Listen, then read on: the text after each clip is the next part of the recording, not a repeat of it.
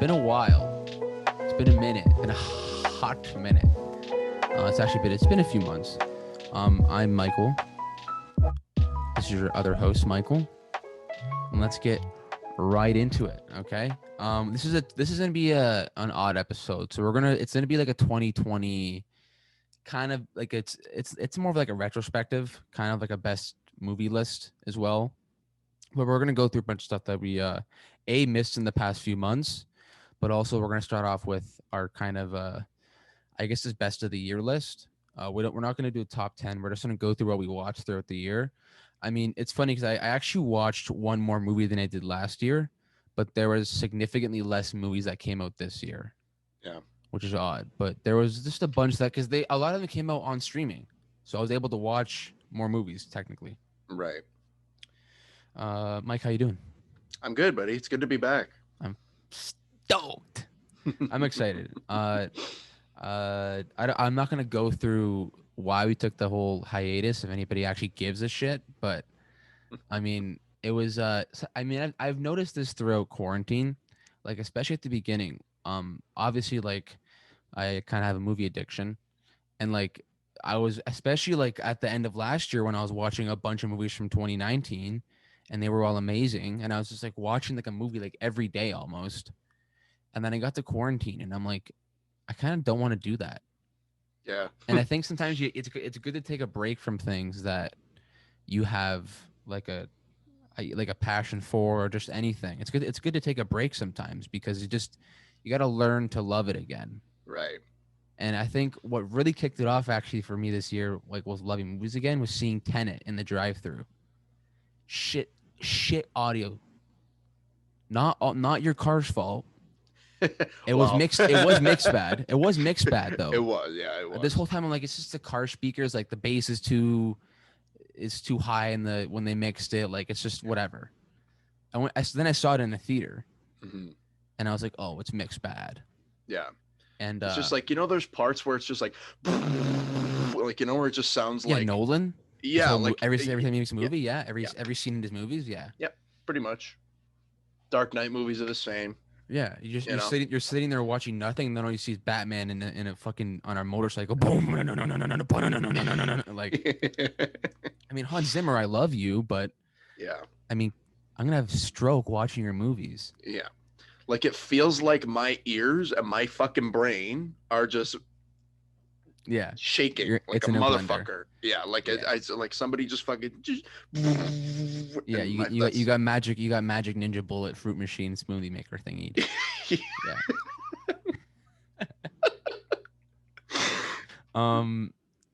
A lot has happened in the past 3 months.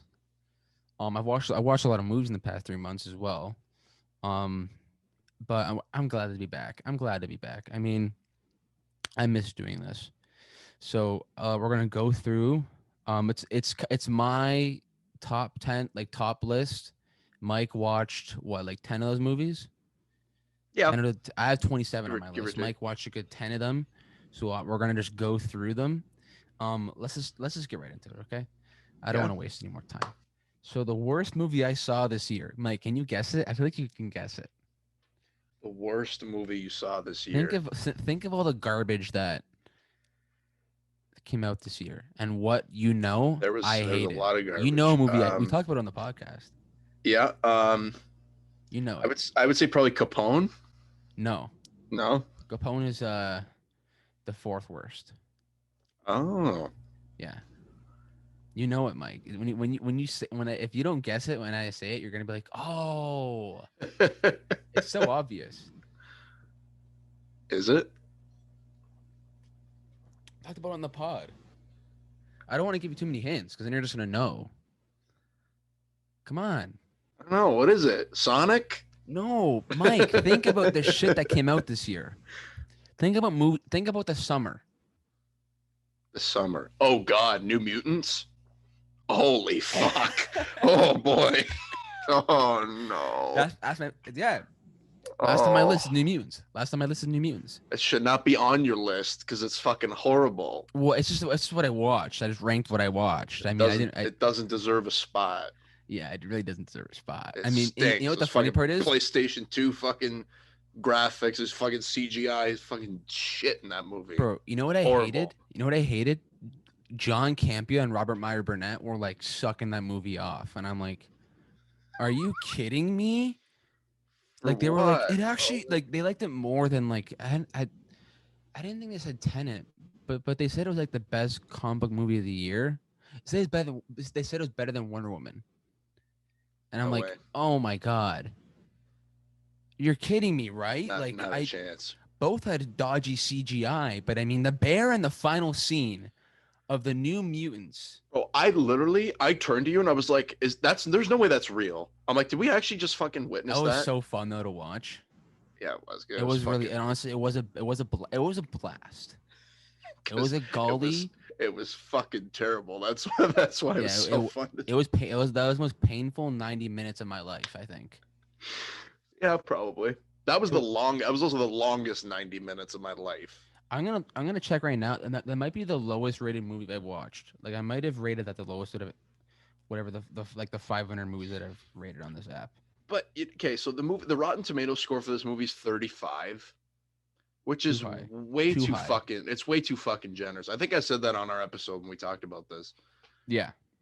Um, that's way too fucking high, and also its budget was 67 to 80 million dollars, and it only made 46. Ah. Flop. Okay. So, yeah, it's actually the second lowest. My first, well, the first movie that the first worst movie that I've rated, not English there. The worst movie that I've rated Yeah, there you go. is English is hard. Is a movie called I Spit on Your Grave too. Oh, that sounds fun. Yeah, it's a actually speaking of shitty female like revenge movies, it's about this girl. I can't believe I'm even fucking speaking about this out loud. My friend made me watch it. She's a big fan of this movie trilogy.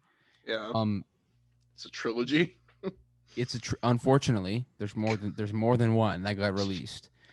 Actually, the first one had the gay guy from Mean Girls in it, and he plays like a hillbilly. Oh fuck. Yeah, man, it just is just it's but I gotta be honest though, the body horror in it is fucking sick. In the first one, like, Mhm. I mean, they actually there was an investigation, I'm pretty sure, into the movie because they were like, did people actually get like like severed? Like it was so good. Mhm. And that besides that, everything is bad. There's a part where like um they're sitting behind a fire, these group of characters, these like the bad guys in the movie. And this is the first one. I'm not even the second one right now I'm talking about, but in the first, and they just sitting there and they're like sitting behind like around a fire, and the guy from Mean Girls goes, "Damn, this fire's making me hungry." And then his friend goes, "Shut the fuck up, you fat shit." And I just like clocked out of the movie. I clocked out. I'm just like, yeah, this is not a movie. This is a recorded pile of shit. That's what it is. It's not a movie. It's not a piece of film, right? It's not an art. I mean, it's Uh, finger painting is what it is basically. If we're talking about art, it's finger painting sure. done by Stephen Hawking. Actually, no, Stevie Wonder as well. There you go. Jesus, but Uh, the second one is worse because they're in Russia, oh and it god. becomes like a political thriller. And I'm like, oh, I'm out, bye. And it's just literally one of the is, and it's an hour and 40 minutes long. It's literally one of the worst. It is the worst thing I've ever seen. That's brutal. Um, yeah. Anyways, Also, if you want to hear us rant about New Mutants, we did an episode on it, so we did, yeah, back in you can August. so you So can go back and check that out if you want to hear us fucking rant about awful CGI and you know, just bad movie, just horrible fucking bad movie, everything. Yeah. horrible accents. Oh god. Like it's so funny because what's her face? Oh my god, Anya Anya Taylor-Joy. Taylor-Joy Yeah. was Great actress. phenomenal in The Queen's Gambit. Mm. Like disgustingly good. And she is bad in New Mutants. And I think it's her writing. I think she just couldn't save it. Yeah. I think she just maybe she's not like that. She hasn't matured enough as an actor that she can honestly save a script Right. because she couldn't save it. It was garbage. I mean, it's just a horrible. I could do better. I think, Mhm. to be honest. My next movie is The Platform on Netflix. Um, Otherwise known as El Hoyo in Spanish. It's Spanish. It's a. I think it's a Colombian movie. Um, I forget, but I don't want to look it up either. I don't give a fuck. It's a Latinx movie. Okay. Yeah. It's garbage. Everybody, a lot of people liked it. They're like, oh, the concept, it's so cool. Like, hey, like, oh, like you seen Parasite, right? Like class divide. Like there's poor people and there's rich people, and the rich are mean. Like there's ways to do it tastefully, like Parasite, which is, in my opinion, one of the greatest movies of the 21st century, maybe ever. Honestly, it was disgustingly amazing, and there's tasteful ways to do it. Yeah. This was not one of them at all. I mean, some cool horror stuff here and there, like not horror, but like kind of thriller stuff, I guess.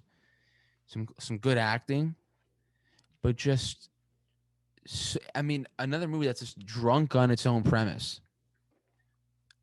I mean, wasted on it, like sloshed, Yeah. hammered, just walking around through a story, just shitting on everything for no reason, and like just I don't remember too much. It was like 7 months ago when I watched it, but like it was pretty forgettable for all the wrong reasons.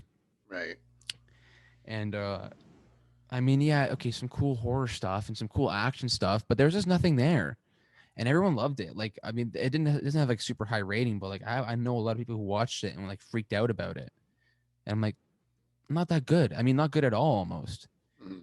It barely even redeeming as a movie. After that is Ava on Netflix. I'm not gonna go through it because I just don't really want to talk about it. But it's shitty action thriller with, I mean, Colin Farrell's in it, like John Malkovich, Common's in it, like Jessica Chastain's the main character, like these great actors, and they just, with a decent premise, and they fuck it up. It wasn't really enjoyable. It was supposed to be like it's like a revenge, not even like revenge, just like female led, you know, Yeah. badass movie. And Yeah. I like seeing those, and like there's good stuff, but it just wasn't good. If it's done well and it works and it's not fucking, you know, it's not crazy forced, which most times it is, and it doesn't work. It's off Yeah, and putting. it's just a very like Jessica Chastain. I mean, great performance in the movie though. Like she carried. Honestly, she She carried the she movie. usually does. Like she's a phenomenal actress. Like she carried the movie in my opinion. The action was okay, and it's just the villain, like Colin Farrell. I guess it's kind of a spoiler, but he's the villain actually. It's like I'm not even sure if it's in the trailer if they reveal it, but Colin Farrell's the real villain in the movie, and I mean he's cool. He's Colin Farrell in the movie. Like he's John Malkovich. John Malkovich. He's like sweet Yeah, and like very passive aggressive, like in every movie. sure. But it's just not good. It's not good. It's just it's very. I mean, it's short. It flows okay, but I felt like I got nothing out of it, and I just was like, this is not how you do this. You can't just copy a format and then do the work, like take the worst things of a certain format of a movie and then pray to God it works. That's what I feel like they did. And she produced it as well, Jessica Chastain. She produced it, Right. which is unfortunate. I wish it would have been better, to be honest. I had a kind of high expectation for it because I really wanted it to be good. Right. It just wasn't good. Capone is my next one on my list. That's number 24. Um, yeah, I don't know what to say about the movie. I mean, like I really don't know what to say. A sick concept. I mean, Tom Hardy was off the fucking walls in the movie. Again, like sick concept. Josh Trank. Shout out to Josh Trank for making that movie because I'm kind of happy he made it in retrospect Yeah. because it's an interesting movie. It is, and it just wasn't that good. Mhm. I'm actually gonna put it. You know what? I'm gonna put it higher than Birds of Prey because it is higher than Birds of Prey, in my opinion. I'm gonna fix that right now because I just saw Birds of Prey next to it, and I'm like, behind. Yeah. Um, Did you watch Capone? no, Okay, good. because I heard it was poots, so I didn't. It was Poots. Um, It was definitely Poots. yeah. But also so is Birds of Prey, kind of, really, sort of. So Yeah. you know, So my next movie is Birds of Prey. and So the fucking Birds of Prey and the sorry. fucking Yes. yeah. This title's way too fucking long, and it shouldn't have even been a movie, kind of thing. But it's Yeah. okay. Right. It's right. fine. It's okay. It's fine. No, it's It's fine. okay. It's fine. It's Yeah, definitely okay. it's okay. Yeah, it's fine. I'm not mad about it. You mad about it? I mean, kind of, but it's okay. It's Did fine. I I'm over it. reviewed? I'm I'm over it. gonna read the review for this movie. I reviewed it. I'm gonna read the review so I have some notes on it. If I can find it, that'd be nice. There it is. Don't really want to talk about this movie. It's a decently entertaining watch. It just feels like it's lost in its own story, I guess. Margaret as Harley is still genius. Like she needs a really good movie that can help her define her performance as Harley. The action is pretty well done. Also, this feels like a shit neo-feminist version of Deadpool 2. That's Yeah, what it is. that's pretty much what it is.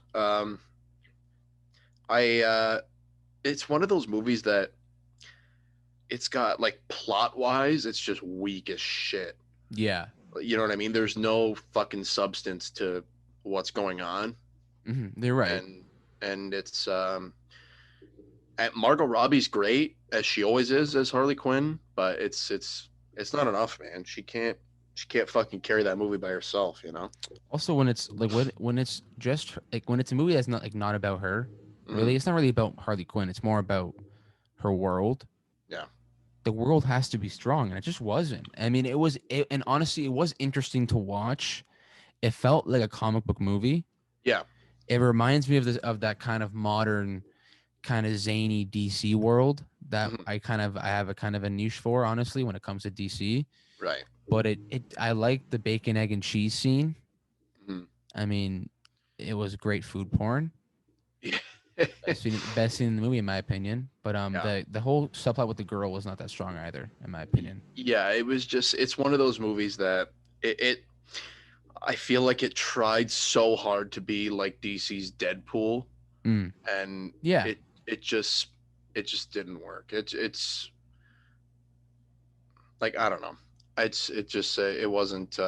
It wasn't for me. I didn't hate it. Like, Yeah. it was, some of the action was kind of decent. I liked Ewan McGregor, Right. but He was great in the movie. yeah, he's kind of fucked up in that movie. Yeah. He's like over the top, but in a way that fits the movie pretty nicely. You know what I mean? Like, Right. he Yeah. knows what movie he's in, and he's doing a nice job. I thought so. Yeah. Um, Ewan McGregor's fucking great in everything he's in. Who are we kidding? But yeah, The cop lady, I wasn't a fan of either. I thought it was yeah, weird what's going on with her. I didn't get her character at all. yeah. I just didn't get it. I just felt like it wasn't. I guess it wasn't for me. I don't know. I just didn't really get what they were trying to do. I got lost. It felt like it was trying to go away with this character, away with that character, and it never really meshed what was going on in the plot. I felt like, and you're just left watching some kind of fun stuff, and that's it. Yeah. And it was a little too long. But what's next? What's next on the list? So number 22, we have Wonder Woman 84. It is low on my list, baby. Okay. As it should be. Contrary to what some fangirls of that movie, like I saw some so on Letterboxd, the app that I frequent in for movies, very young, I'm gonna just call it liberal fan base, which just like sucks off any movie that has a woman in it. And that's it. Like it doesn't have to be good, it just has a woman in it. You know what I mean? It doesn't actually be like a good movie, it just has to have some sort of woman representation in it, right? Yeah. I saw somebody give it 5 stars because they liked her relationship with Chris Pine. That's it. To me, that's one of the only things in this movie that actually works. And it still sucks. in my opinion. Yeah, And I like it, but it sucks. yeah, it's not even like okay. This is what I think. Okay, Okay, let's get ready for it. the fucking plot of this movie is fucking ridiculous. Clip it. Clip Okay, it. like this movie is the fucking plot of this movie is absolute dog shit. She wishes on this fucking magic stone to bring her fucking boyfriend back from fucking for like 100 years ago. Really? And he fucking just takes over the body of this other random fucking guy, Yeah. which is another fucking plot hole. What happens to that fucking guy? Well, Like, you see at the end, he comes back and he's just like, I'm yeah, wearing a but scarf. yeah, well, And go a fuck fanny yourself. pack. Like, why he just gets like plucked out of his fucking life, and Right. now he's fucking Steve Trevor for however long he was alive. Not that long because he got to fucking die apparently. But was he Steve Trevor though, or was he Steve Trevor to her? Yeah, he was. But that's the thing. That's what's so stupid, bro. Like she's seeing him as Steve Trevor, and everybody else sees him as that fucking random guy. It's very unethical. But Very unethical. I don't, and fucking, okay, Pedro Pascal, he's great in this movie for what it gives him. He And played Trump in this movie, by the way. He's playing Trump. He's totally over the top nuts. But the fucking, bro, the whole plot of the movie revolves around this fucking stone that you fucking makes people's wishes come true. From the back of a mall in the 80s. Yeah, In an antique store. Stupid, bro. And some fucking salt rock from some indie antique store in the 80s. I think overall the acting in this movie is fine. Kristen Wiig, I was excited for Kristen Wiig because I thought that was a great choice. Mm-hmm. She's fine. Her character is written like shit. She has this random fucking, like, she's this nice person all the way up until she gets a fucking wish, and now she's a fucking dick. Like, now she's a fucking villain. Right. Yeah. That makes zero fucking sense to me. I don't know. She was fine. The acting performance is fine. Gal Gadot actually is better acting wise in this movie than in the first one. I'm really happy with her acting. She's improved a lot. She was very wooden, I feel like, in her past stuff. Yeah. And she's really like just gotten better. It's good to see. I'm really excited to see if she can, if in a third one they can really pull off a very like that. It's funny because the last one was okay. I thought it was okay. Horrible third act. Yeah. But the first Shit two acts are pretty CGI. solid. Pretty solid first two acts. That's another fucking thing in this movie. The CGI is fucking horrible, bro. There's parts. I'm confused on how that happens though. I mean, how does that happen with a movie like this? The CGI on her fucking lasso has been shit in every movie she's been in. I don't know what it is. It's been fucking terrible in every single movie she's been in. Right. Also, the CGI on Cheetah at the end is fucking ridiculously that scene is horrible for many reasons. First of all, the fighting is eh. Second of all, it's in the dark. And it only lasts like 30 seconds. It's in the dark. The problem, here's the big problem. To me, it's in the dark.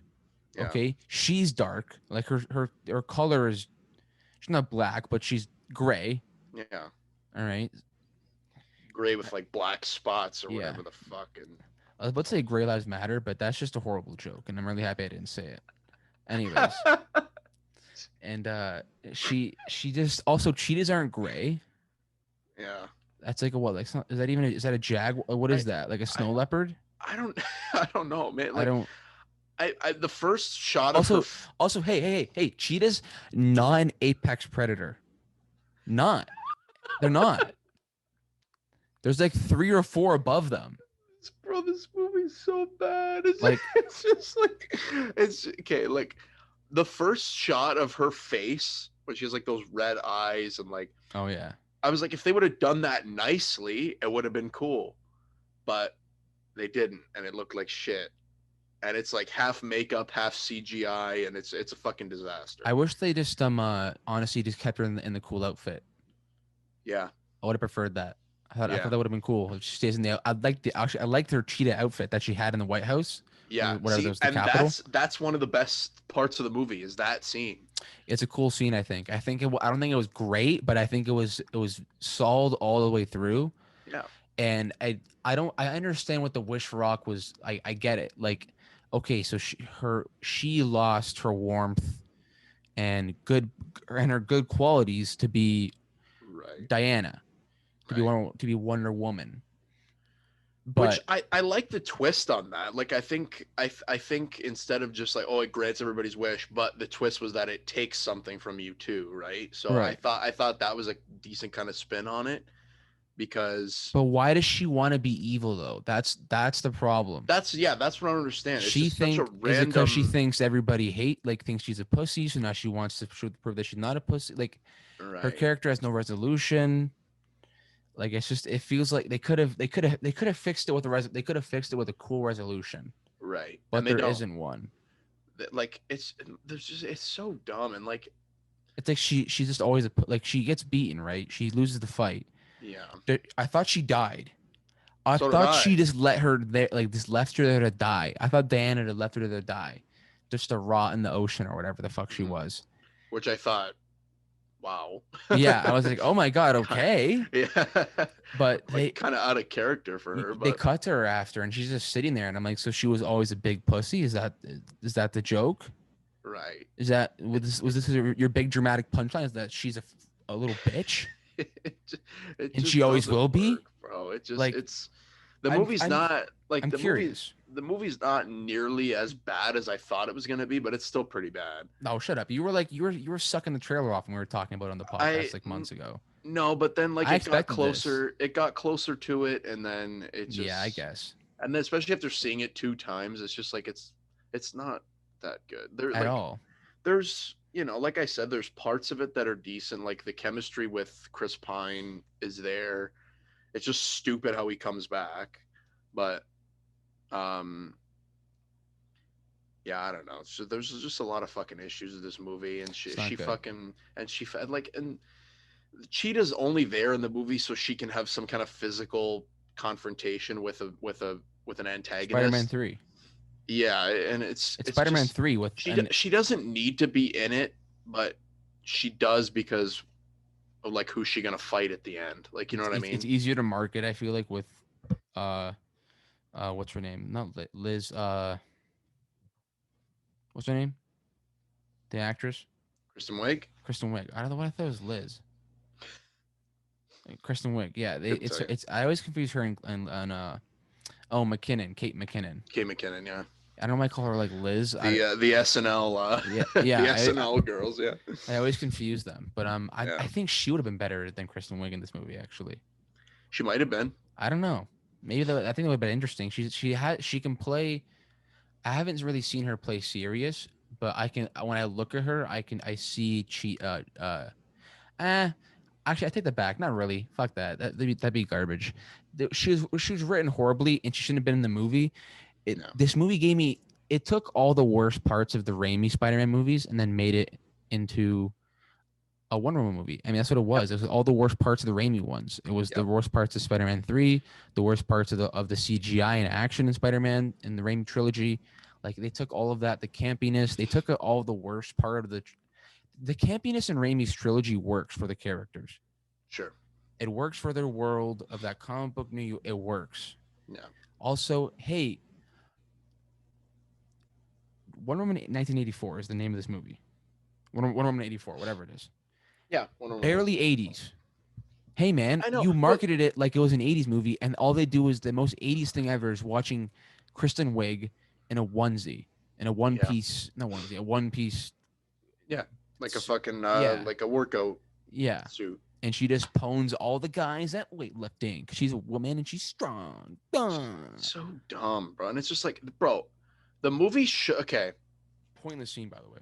The opening scene of the movie, to me, is probably the best scene, but it doesn't need to be in the movie at all.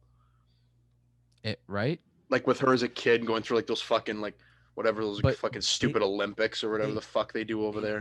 Okay, they did it because they Well, set they had to introduce that armor, right? The shooters. No, not even. Also pointless again. The armor. What did I say months ago? Take that stupid armor off. It's stupid. And what'd you say? No, it looks cool. I didn't think it looked that bad. Yes, it was stupid though. It made no sense. Why is she even wearing it? For what? They just wanted to give her a different costume. That's why. So give her the classic one. So they could sell the fucking Give toys. her the classic one. The one that what's her face wore in the 80s with the big badankas. Give her that one. Linda Carter, Yeah, wasn't she? who Wasn't also has she a cameo in this I didn't movie. even see it because I didn't give a shit. Mm. I'm like, Oh, oh, the she's in the post, yeah, movie. the post-credit scene. I'm like, oh, she's in the movie. I actually didn't know there was a post credit scene, to be honest. Yeah, But like a well, it's week like a later, I'm like, oh, mid. she's in it. I'm like, oh, Yes, okay. it's dumb. Should have been in the She's like a actual movie, different. but okay. Yeah. Wasn't it She her? Wasn't it like her armor? Yeah, but that's okay. That's what I didn't pay attention to the first time I saw it was Yeah. because she's playing a different character. Mm. But I thought now that they're doing like this whole Flashpoint thing and Michael Keaton's coming back as Batman, I thought that would be sick to see her back as Wonder Woman, right? Sick, dope. I thought that was what they were gonna go I for, saw a but picture of her and I saw like a still of her and she looked great. yeah, she still looks good. I mean, like I don't know. Like also Pedro Pascal. I want to go through this a little bit. Patty Jenkins wrote this movie. She didn't write the first one, mind you, Right. which is very telling, I think now. Yeah, it shows. And but she made Monster though. I'm not sure if she wrote Monster, but she at least directed that movie, and that was a great movie. Anyways, Pedro Pascal in this movie. She wrote Trump. She wrote Trump. That's what she did. She wrote Trump. Yeah. And that was clear. And I felt the geopolitics of the movie was just very confusing. Yeah. And it was like you're writing Trump, a Trump character who wants to impress his son, but his actual goal is to be like Trump, and he's this con douchebag narcissistic businessman who becomes president. Yeah.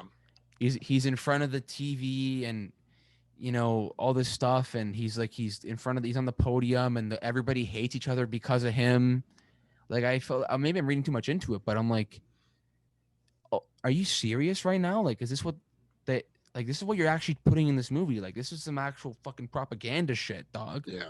Yeah. I mean, that's subliminal. Like, maybe that's just me. I don't know, but it felt like it was just they shoehorned that whole president part in there. Mm-hmm.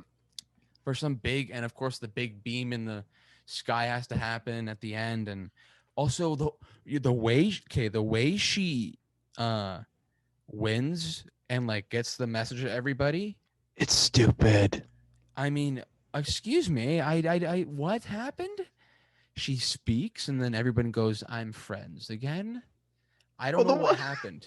Bro, I literally when I was watching the first time I watched it with she my mumbles brother it too. and, she mumbles it. Yeah, bro, the first time I watched it, we sat. Oh my god, bro! The one scene where they're like these two people are arguing, and the one guy goes, "I wish you dropped dead," and we're like, "What?" And she just drops dead and has a heart attack. Yeah, we're like, I can't believe that's actually in this movie, bro. It's pretty morbid, actually. That's fucking. She's like, I hate all you fucking Irish assholes or whatever. Oh, I wish you all go back to where you came from. Yeah, I was like, oh, okay. So fucking, bro, that's so cringy, bro. Like, the one girl's like, oh, I wish I was famous, and then fucking people are banging at the fucking glass at the restaurant.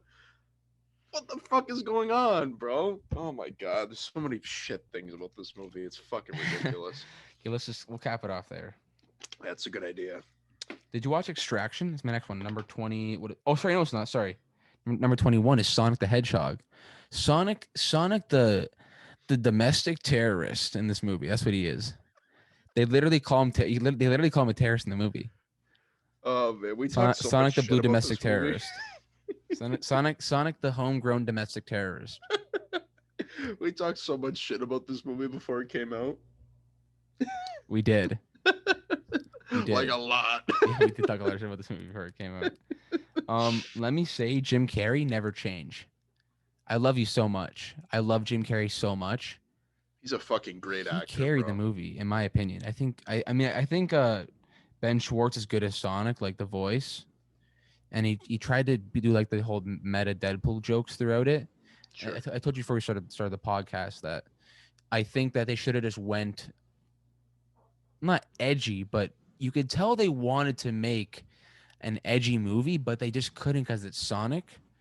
And I wish they just went. You could tell when you're watching with the jokes and everything. Like, you could tell they wanted to go there and they just didn't. And it's kind of underwhelming. But what we got was still okay, I think. And I think it was if I was a kid, I love this movie. I mean, I was a huge Sonic fan when I was a super big when I was a kid. Huge Sonic fan, like gigantic Sonic fan. Yeah. I shout out to Pop Fiction. They're closed now, but Pop Fiction on Queen Street. I used to go there and I had a folder with comics like every week that they get the Sonic Universe comic in, Yeah. and Yeah. I go after my guitar lesson at Jeff Bond's, and I would go and get a Sonic Universe comic. I loved Sonic. I mean, I had all the games as a kid. Like I loved Sonic so much. So when I watched this movie, I tried to keep my bias. And I thought they did a great job with paying homage to like the past games and the music and everything. I thought it was great. The Easter eggs, I thought it was great. Um, it was a fun movie Yeah. overall, though. As a movie, as a as a film, whatever you want to call it, Hmm. it's not great. It's okay. The villain is like just a villain. He just hates. He's. I mean, I think it's kind of interesting because he doesn't just want to kill everybody or anything. Yeah. He just wants to beat like Jim Carrey's Robotnik. I'll clarify that, Doctor Robotnik. He's hilarious in the movie. First off, he's hilarious, and he did kind of feel a little bit restrained, just a tiny bit Yeah. restrained. I'm sure he was. And he was still off the wall for being restrained. Jim Yeah. Carrey. But he didn't hate the world. He wanted to. It was like he was Elon Musk but evil. Yeah. He's like, you really trust this guy with tech? Like he's just an idiot. Like he just keep like he's da da da. He's so smart. Yada yada yada. And it felt like Sonic kept proving to him that he wasn't as smart as he was. Right. And they didn't really dig into that plot enough, and they could have. Right. It's only like an hour and a half long. They could have added like an extra 5 minutes just to flesh out Doctor Robotnik a little bit more.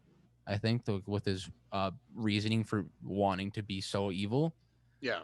But they didn't, and that's fine. Again, it's a kids movie, Hmm. right? So I keep that in mind here. And it was fun to watch. It was fun to watch. James Yeah. Marsden is like James Marsden, just white guy. He's like, oh, I'm white and I'm kind of got some charisma. Like that's basically it. That's literally it, to be honest. Apparently, he's good in Westworld. I gotta watch that show. He's good in Westworld. Hmm. I heard it was a good show. He's in Westworld. I guess we're gonna say. Go ahead. Go. I just feel like it's weird when I see him in like acting movies. You know what I mean? Like I feel like he just like you could tell when he's in this movie, like he knows he's in a Sonic movie and he doesn't really know how to act. He's just like, hey, honey, yeah. I got there's some raccoons outside and I gotta kill them. Honey, like it's just like the most basic acting ever, and I'm like, I wasn't expecting like Joaquin Phoenix, but I mean, yeah, of course. It's just funny when you're watching. You're like, I could tell this guy's he's in a Sonic movie and he's just kind of mailing it. He's kind of mailing it in. Yeah, but it's fine.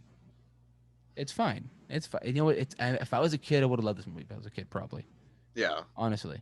I'm sure that's what they were going for too on some level. Yeah, and it got. I mean, it has a 2.9 out of 5 on Letterboxd, so people liked it. You know, I mean, people weren't. I mean, everyone's like, "Oh, it's gonna be fucking garbage." Like, I don't think it was garbage.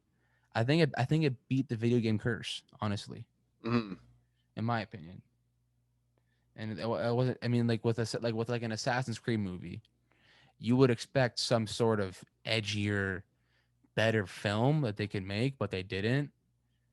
With this one, you just want a fun movie, and I think they did it. I mean, it's better than the Mario movie from fucking the 90s with John Leguizamo and what's his face plays Mario, the Italian guy no one likes, who hasn't worked in like 20 years. Let me look it up.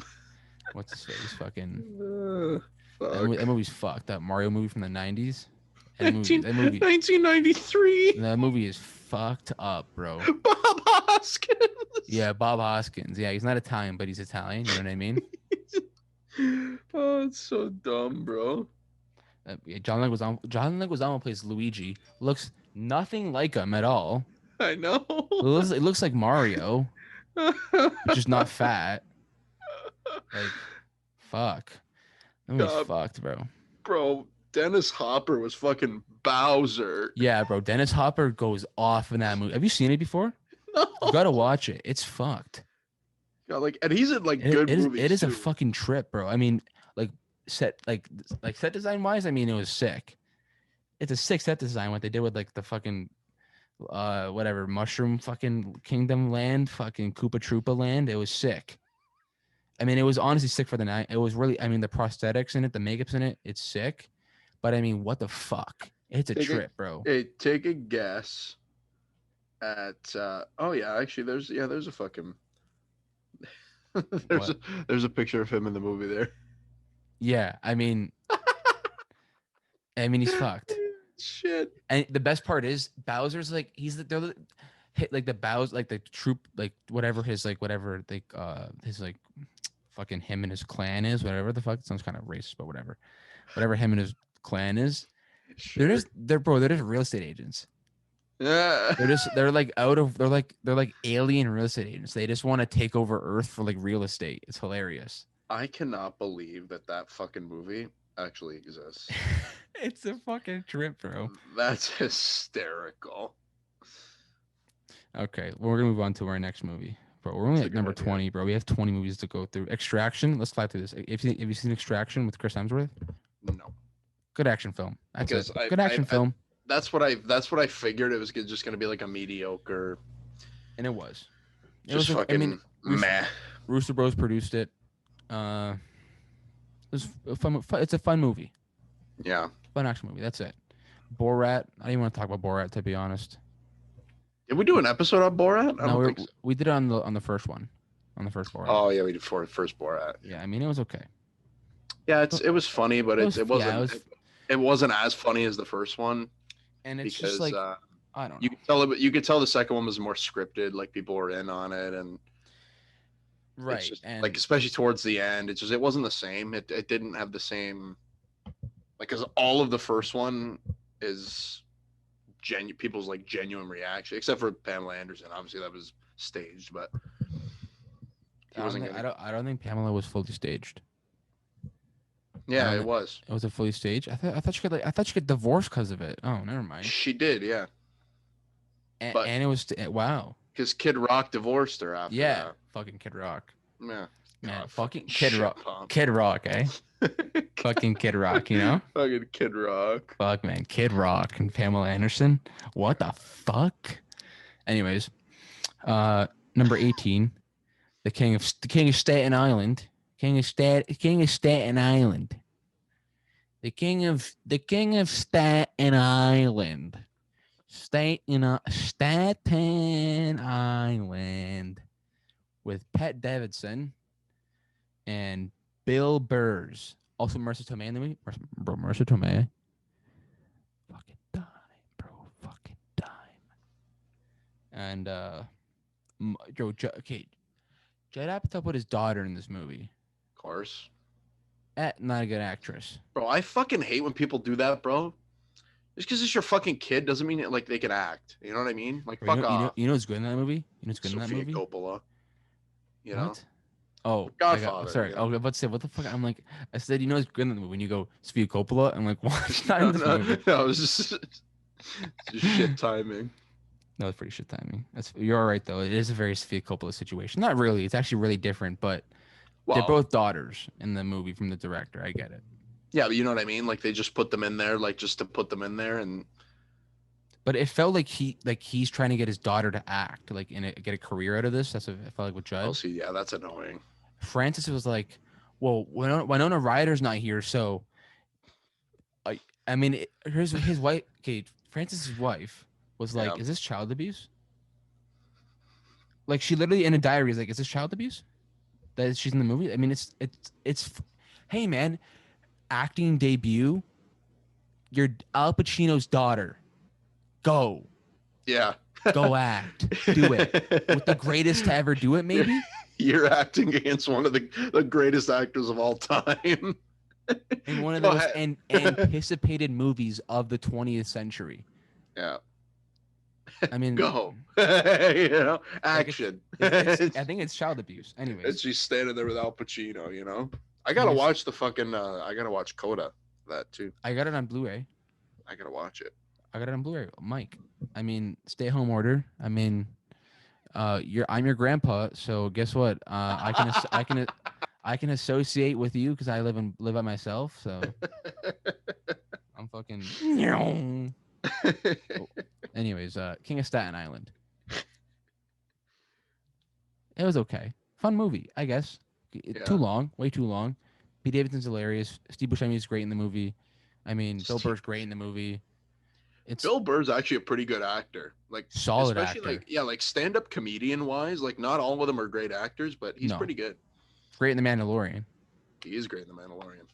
He's great in season 2, and his episode in season 2, he's really It's good. fucking sick. I think it's the best one in my opinion, to be honest. It's definitely one of them. Dick Johnson is Dead is a documentary I watched on Netflix. That's number 17. It was a good documentary, really good documentary, really interesting. It was funny. It was sad. I mean, honestly, I mean, it was an hour and a half long. It could have been like an hour and 15, even an hour maybe. I felt Yeah. like that's a lot of time to cut out of a movie. But I mean, I felt like it was dragging a little bit. Mm-hmm. It was very slow. It was just very really interesting and poetic. Honestly, the way I'm not going to get into it totally, but I'll read the synopsis real quick just to go through it. With this inventive portrait, director Kristen. Wow. With holy shit. Never mind. I'm not even gonna read it. Listen, it's about her dad and he's It's fine. dying. Quit while you're She ahead, just, buddy. and she just goes, huh? What's that? This is quit while you're ahead, buddy. I know, like fuck. Listen, it's about her dad and her dad's dying basically, and they basically capture it in a very creative way, and it's really witty. Mhm. Next, The Way Back. Yes. With Ben We did Affleck. an episode on this. Yeah, we did. I think it was one of our. That was our first new movie, I think. With Ben, I think so. it was The Way Back, Great movie. directed by I liked Gavin O'Connor. I mean, great. Listen, solid drama, Mm-hmm. solid like just solid Ben Affleck performance. I'm pretty sure him and Anna de Armas are broken up, by the way. What? Yeah, that's what I heard. Apparently he's back into You're fibbing. yeah. Apparently he's back Oh, at he's the. boozing again? Apparently he's a little umbriaga now. You know what I mean? Yeah, apparently. Ben, if you're listening to this, just stop it, buddy. Apparently that's why he's not getting. Apparently, Michael Keaton is going to replace him as Batman. Yeah. He's not going to apparently as well, but apparently as well. Well, he's like reasoning replacing for him, it. but he's not like replacing But him. apparently you know he's what I mean? not doing that either. Apparently it's not. I keep saying apparently because it's literally apparently. It's Apparently. allegedly. Like nothing's been confirmed. Yeah. They said it was confirmed, but apparently it's not confirmed. Like I keep hearing conflicting rumors. It's confirmed, but it's not confirmed. Exactly. It's unconfirmed. And but part of the reason is why apparently that this happened was because he was boozing again, and they were gonna give him apparently, allegedly, basically his role back as the DCEU Batman. Well, because they said that they were going to run 2 different Batman franchises at the same time, right? Right, that's gonna happen. And the DCEU one. Right. Which I don't know. I don't think it's gonna happen. I mean, I like Keaton. I like Affleck. Whatever happens, yeah, I don't care. You know. Yeah, exactly. And Pattinson, I'm sure Pattinson's going to be great too. So you know. Also, I'm gonna be like 20 when the movie comes out. Pattinson's Batman. I'm gonna be like 20 when it comes out. Yeah, because it keeps getting delayed 6 years at a time. I don't know. Yeah, fuck me. It feels like it's going to come out in fucking 2032. Literally. They're going to have to fucking reshoot it because Pattinson's going to be a fucking old man. They're going to have to Probably. fucking recast him, yeah. Well, they're gonna finish shooting it eventually, like soon, probably. It's just gonna come out, like it's gonna just come out like fucking 10 years. That's the problem, because they have to keep pushing back everything for release dates, especially Warner Brothers, because they have HBO Max, so it fucked their whole entire slate up. Yeah. Like they had to rejumble it again because of HBO Max and what they do with their rollout, which is horrible. And they're starting to retract slowly a lot of those movies coming out on HBO Max because financially and legally it was kind of illegal what they did by doing that. Contractually, like there's companies are like, you can't do that. We want it in theaters. It's in the contract. Yeah. Like we didn't say you could do this.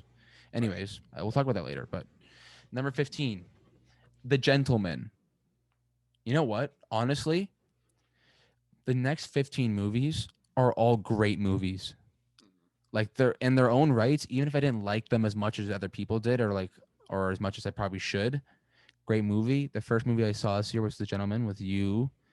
Last time I was in a theater before, I think August was The Gentleman with you.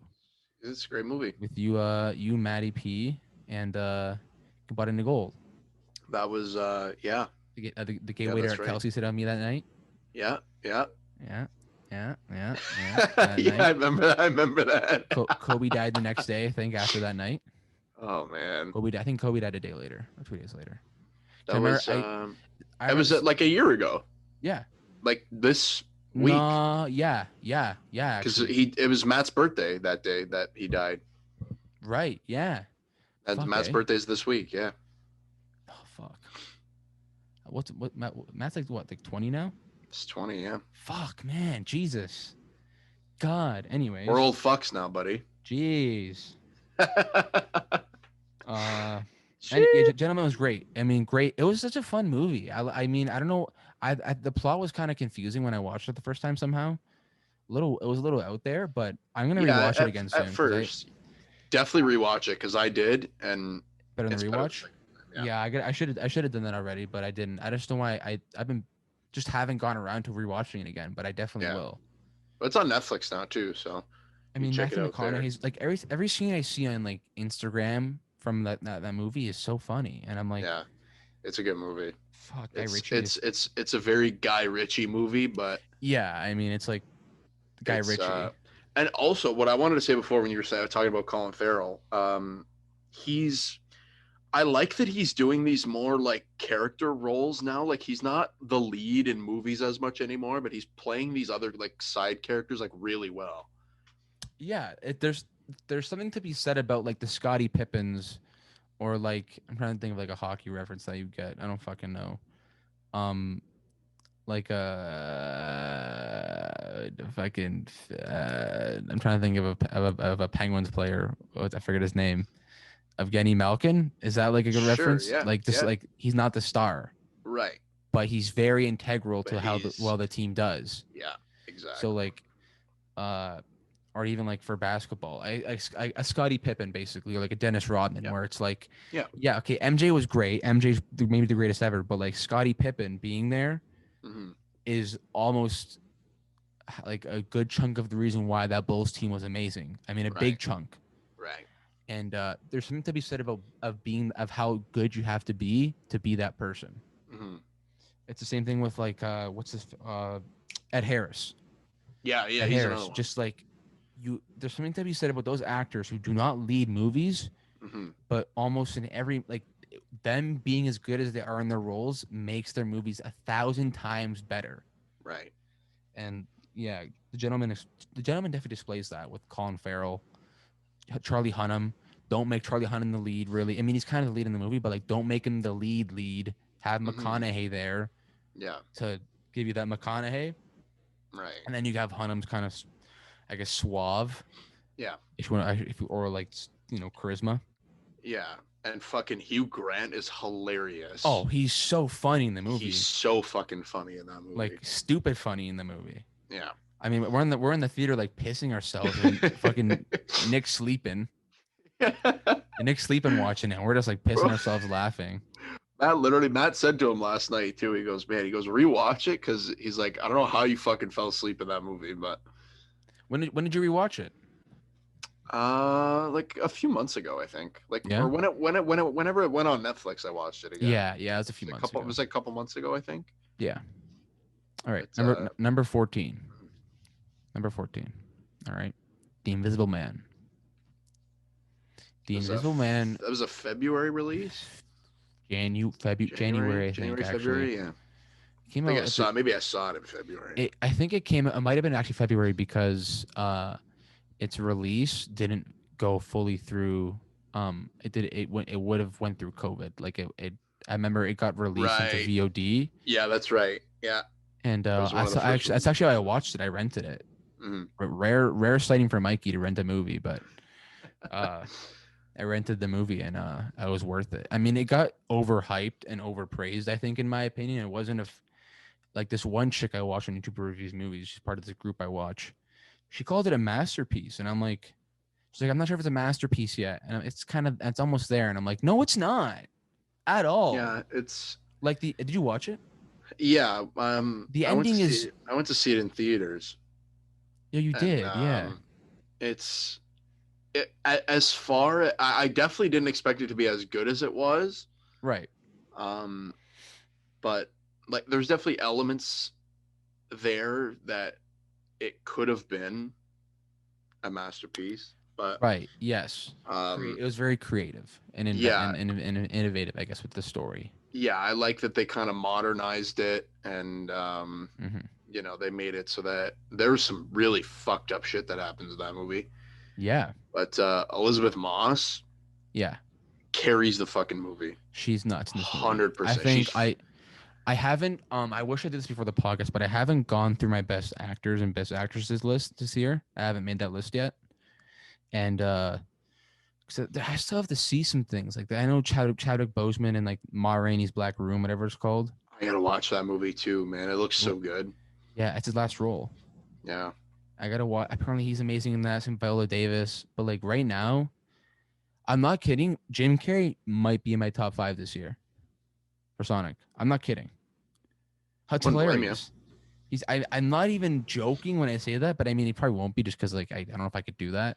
Yeah, it's But fuck. Anyways, it Invisible Man. It's is what good. it Invisible Man's is. good. It's good suspense. Great suspense in the movie. I mean the way they shot some scenes. I mean just good. Man, hey, low budget stuff. It can Yeah, be good. yeah. Just do it right. I mean like, come on. There Lee was Whannell is a great. Lee Whannell has a great future in Hollywood. yeah, Like he's gonna be sought after. Like yeah, give him, 100%. bro. Imagine being a studio like, give him 14 million and then make 340 back, whatever how much he made back. Yeah, I'm not sure. I don't think it was that much. Actually, I'm gonna find out right now how much they made off the movie. But it was. You know what?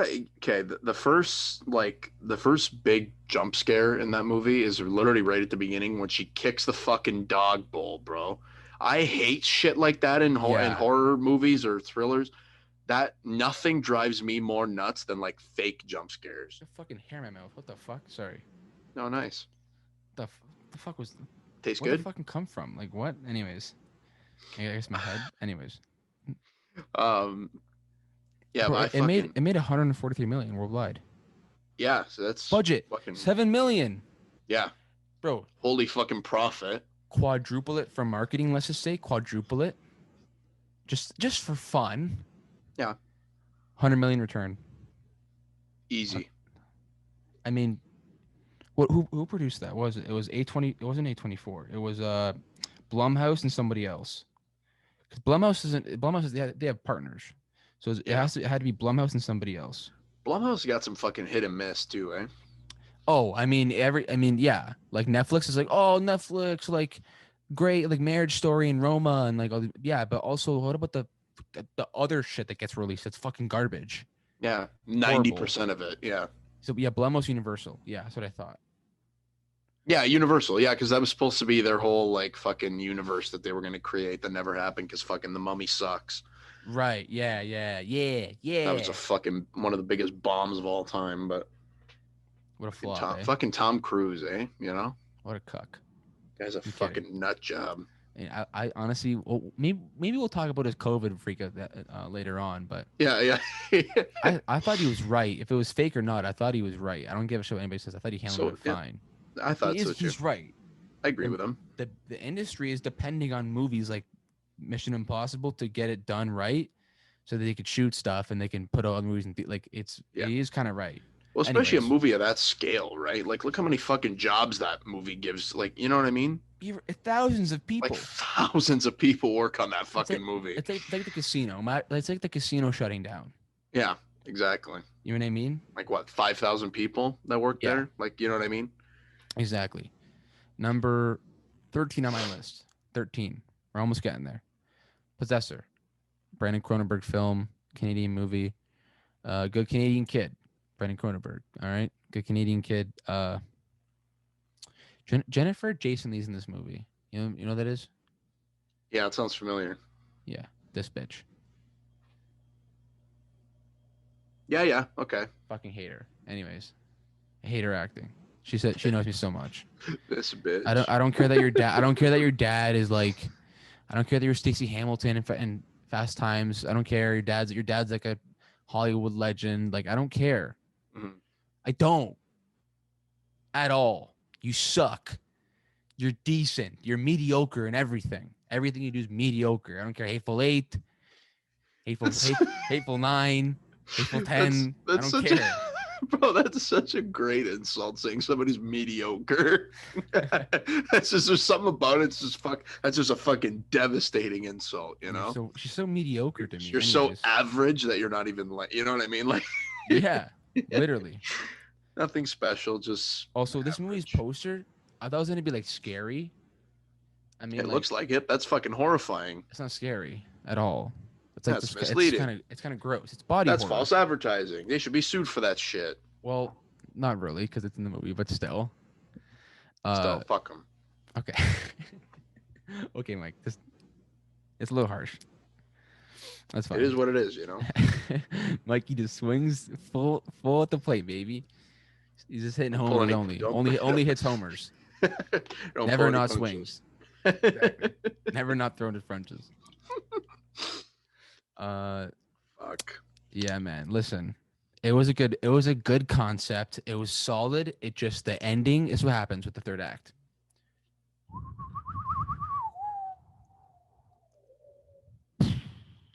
Yikes. That's what happens. Well, I love movies that do that. Don't you love when that happens in movies? I mean, it's actually more like this.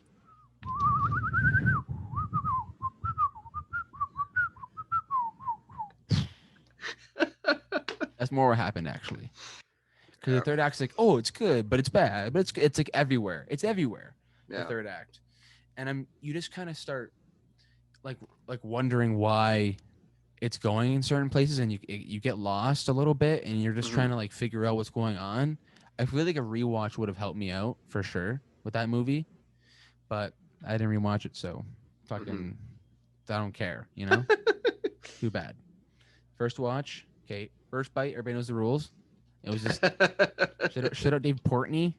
Shout out Dave Portney. Actually, I donated $5 to his Barstool fund. Did you really? Yeah. There you go. You're helping small businesses out. Give me that tax break. I want the tax break for $5. Oh fuck. Anyways, literally doing more than the government. But give me the tax break. He goes. Yeah, give me the tax break. I actually know people who have parents, like multiple people have parents who lie to the government about their 100%, bro. About their income, like, but they're like rich. Yeah. Like they're rich and they're like, I lie to them. Like I make $20K a year, and it's like, well, no, you don't. I mean, you don't. You make 6 figures a year, and it's obvious. We all know this. Yeah, of course. And you can't buy a fucking giant house with fucking 20K salary. There's no way. Anyways, Possessor. It was a good movie. It was. I mean, it's good, but it just wasn't good enough. I feel like on the first watch, it lacks in certain areas plot wise, and then you just kind of get it muddies things. Yeah. Is that a word? I guess it gets kind of blurry, and the whole time it's kind of like Tenet in the sense. Yeah. Like the plot kind of fucking it gets blurry almost. You're just trying to you can't keep up with it. Yeah. And it's not like I couldn't keep up with Possessor. It's just you kind of can't at certain points because you're just trying to figure out what is going on and why it's happening. And the worst part is when you can't figure out the why, I feel like, in my opinion. When you can't figure out why it's happening in a thick plot like Possessor. Yeah. And it just kind of stings a little bit when you're trying to at the end. It's like it ends and you're like, fuck. Oh, sure, right? I should have rewatched it though. A great cinematography and great score though. Like I mean, good acting. Like it was pretty solid. Number 12, The Devil All the Time. We know how we feel about this movie. I DM'd the director because I wanted to interview him, but he never responded. Of course. It's okay. I shot my shot. It's okay. That's all to that lose. counts. That's all Nothing to that lose. counts. Robert Pattinson in this movie, and Robert Patsy Batsy. I mean, Patsy Batsy Watsy. I mean, he's good. He's He's good. good in this movie. That's He's you good. watched it. You watched it, right? Yeah, we did an episode on it. Oh, you didn't watch it. You don't watch half the fucking movies you review. Every time we do a podcast, you're like, I didn't watch it. 'Cause we do like 3, and then you're like, I didn't watch 2 of them out of the 3. So I forget which ones you actually did watch. So you liked it, right? Um, I liked it. I thought it was okay. Mm-hmm. I definitely have my issues. Like for a Netflix movie, it's decent.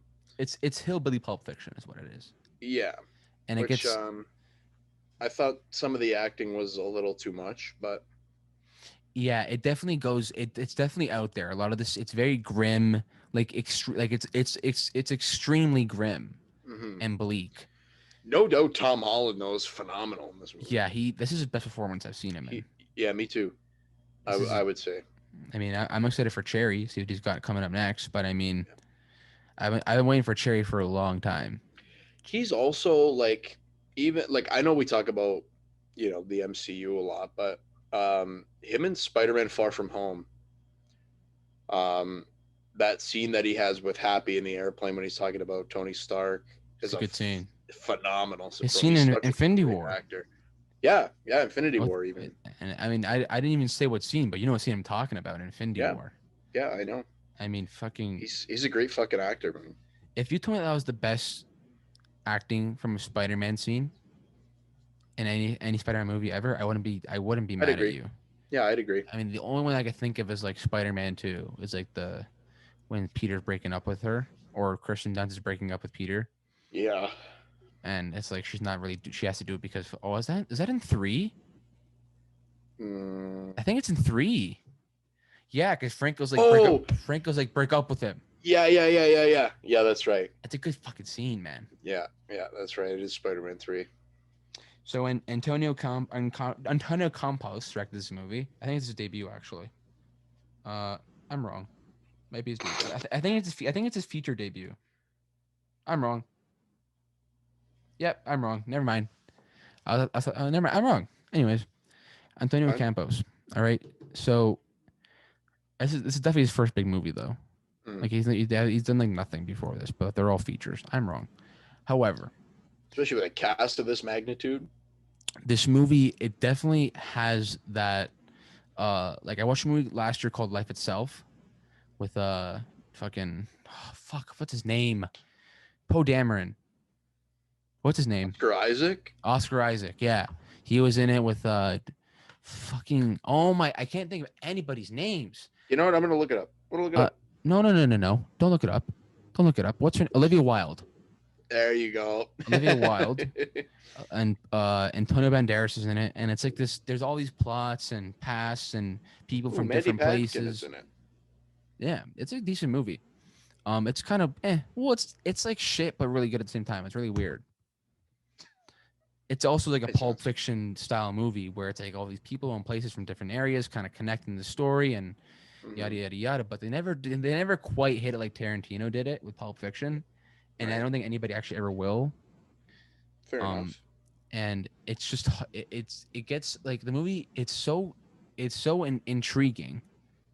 It's slow though. I mean, it's slow, and it's bleak, and you're sitting there and like Robert Pattinson's a fucking pedo.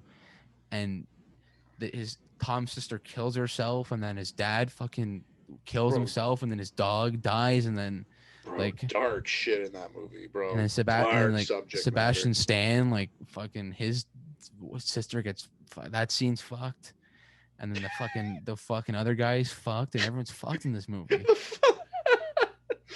You know what though? Like acting she's a wise, prostitute, like. Yeah, like it's a little, like a lot of it's a little over the top for me. Like Bill Skarsgård, I think is a little too much. But, yeah. I mean, take it easy, Pennywise. You know what I mean? Yeah, like it's pump the brakes a little bit there, big guy. But right. Yeah, definitely Tom Holland's a standout in that movie. I mean, he is. He has to be. Yeah. I mean, because like it's not his movie, but like. It is. It almost is. Like I mean, it is. he's not in it for like half the fucking movie, but you know. He's the. What would you call it of the movie? How would you? What character in Pulp Fiction would you compare this movie to? I kind of want to say it's the. I haven't seen it in so long. I don't really know. Like, I almost don't even want to because it's like It actually is different now that I think about it, but they definitely do try to do the three stories in one. Yeah, what they're trying like, to do.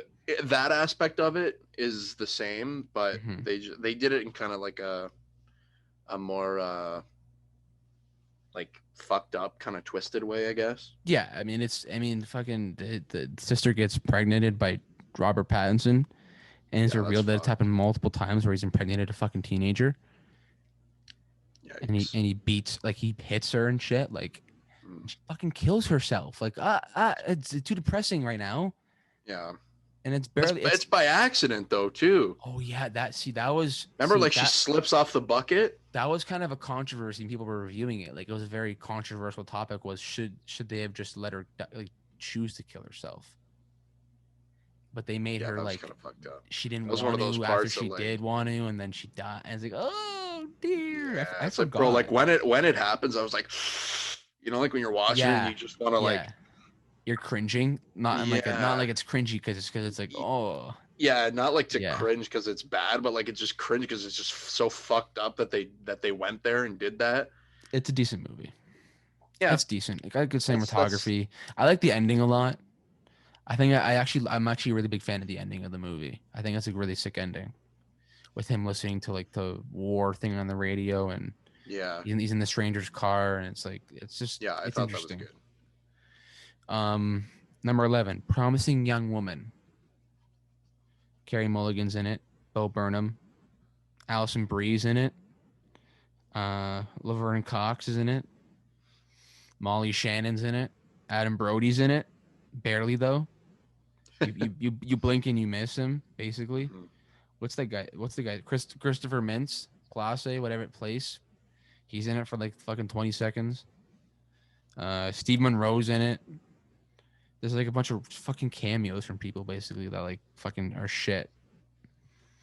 I mean, Bo Burnham's sick. I love Bo Burnham.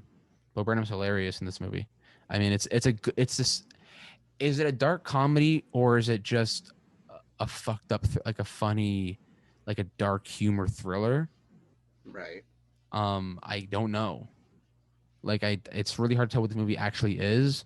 But I do know that it's an interesting take on that female revenge thriller thing, and it's more realistic than the rest of them. I don't think this actually happens, but in the trailer, you get the feeling that she actually kills these like people that she goes on dates, and they take them back to her room, and she fakes being drunk, which is kind of fucked up, but still, it's a cool premise though. And she doesn't kill them, though. I mean, we don't think that she kills them. And I mean, she might fight them. You don't ever see it, though. She might get into you don't ever see it, but she doesn't actually kill them, which I thought she does kill them, which it kind of sets it apart from other movies where it's like, I kill them after, like, I'm a serial, like. Yeah. And she has a notebook, though, where she tallies all the ones. She gives them just like a stern talking to. Basically what she does. It's just get a nice slap on the wrist. Yeah, it's kind of what it is. Which is why I don't like that. I thought she was going to cut off their dicks, but whatever. Yeah. Kind of underwhelming, but whatever. It would have been a cool way to go, I think. But still, that whole part of the movie isn't the main part, but it kind of is, and it kind of sucks, that part, in my opinion. It's not that interesting, that plot. The more interesting plot is her and Bo Burnham and their relationship. And so it's basically kicked off by the fact that her friend killed herself after being basically drugged and raped at a party, like a college party, and everyone they recorded it and they were all having fun, but she gets raped, and I don't think she gets impregnated, but she ends up killing herself. You don't see that part of the movie. You just see the after effects of it. You see the video later on. But she goes in this kind of revenge tale. It's kind of it's very much like Kill Bill. and the way she goes through all these certain like she meets through all these characters to get to this like one final climactic scene. It's Yeah. like it's like a very like feminist Kill Bill, I guess. Which I enjoyed it. I thought it was interesting. Yeah. Ideologically her character and as she's very stubborn, and like there's times that I'm like I think she's wrong in this situation and she's kind of overreacting. Like with her like with Bill Burnham, spoiler alert, Bill Burnham's like he's complicit in the action of her friend getting raped in college. Right. At a time when that stuff had very little education on it. It was just it was a thing that happened at a party that a lot of people were complicit in, and he's clearly changed as a person. It feels like Mm-hmm. he hangs out with those guys still, but he doesn't really like them. That he just kind of hangs around them, Right. and she holds it against him, and she's kind of fucking psycho. And the ending happens, and you're like, what the fuck? But it's good. And it's solid. It's just there's little things with the movie where I'm like, I don't like that. I don't really like that. I'm not really a fan of that. And by the end, you're just kind of like, I don't know. So the ending is strong, but it has a couple holes in it. So there's things in the movie that it kind of contradicts itself. So it's kind of all over the place a little bit. Yeah. But it's solid. It's solid. Right. I liked it. Acting was great. Carey Mulligan's great in the movie. On the Rocks for number 10. Sofia Coppola. I'll speed through this one. Great movie. Bill Murray's great. Rashida Jones is great. Marvin, what's his name? What's his name? Michael Wayans. Marlon Wayans. That's it. He's great. Jenny Slate's great in the movie. That's it. It's a Sofia Coppola movie. Like Sofia Coppola. So if you like Sofia Coppola, probably like the movie. I liked it. I thought it was fun. Great New York setting. Great music. You know what I mean? Fun. Number 9. I'm thinking of ending things.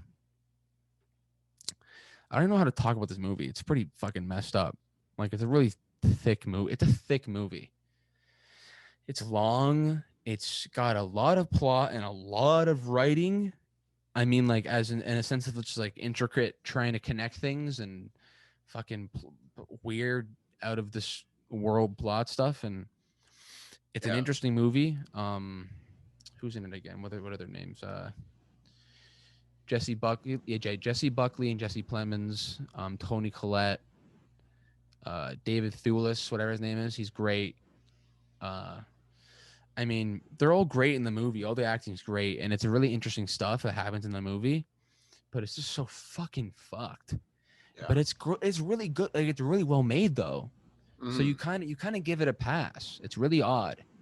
I think everyone should watch it though. Like if you I think you should just watch it just to see what it's like. And Charlie Kaufman directed it. He wrote a bunch of great stuff like Eternal Sunshine of the Spotless Mind and other great things.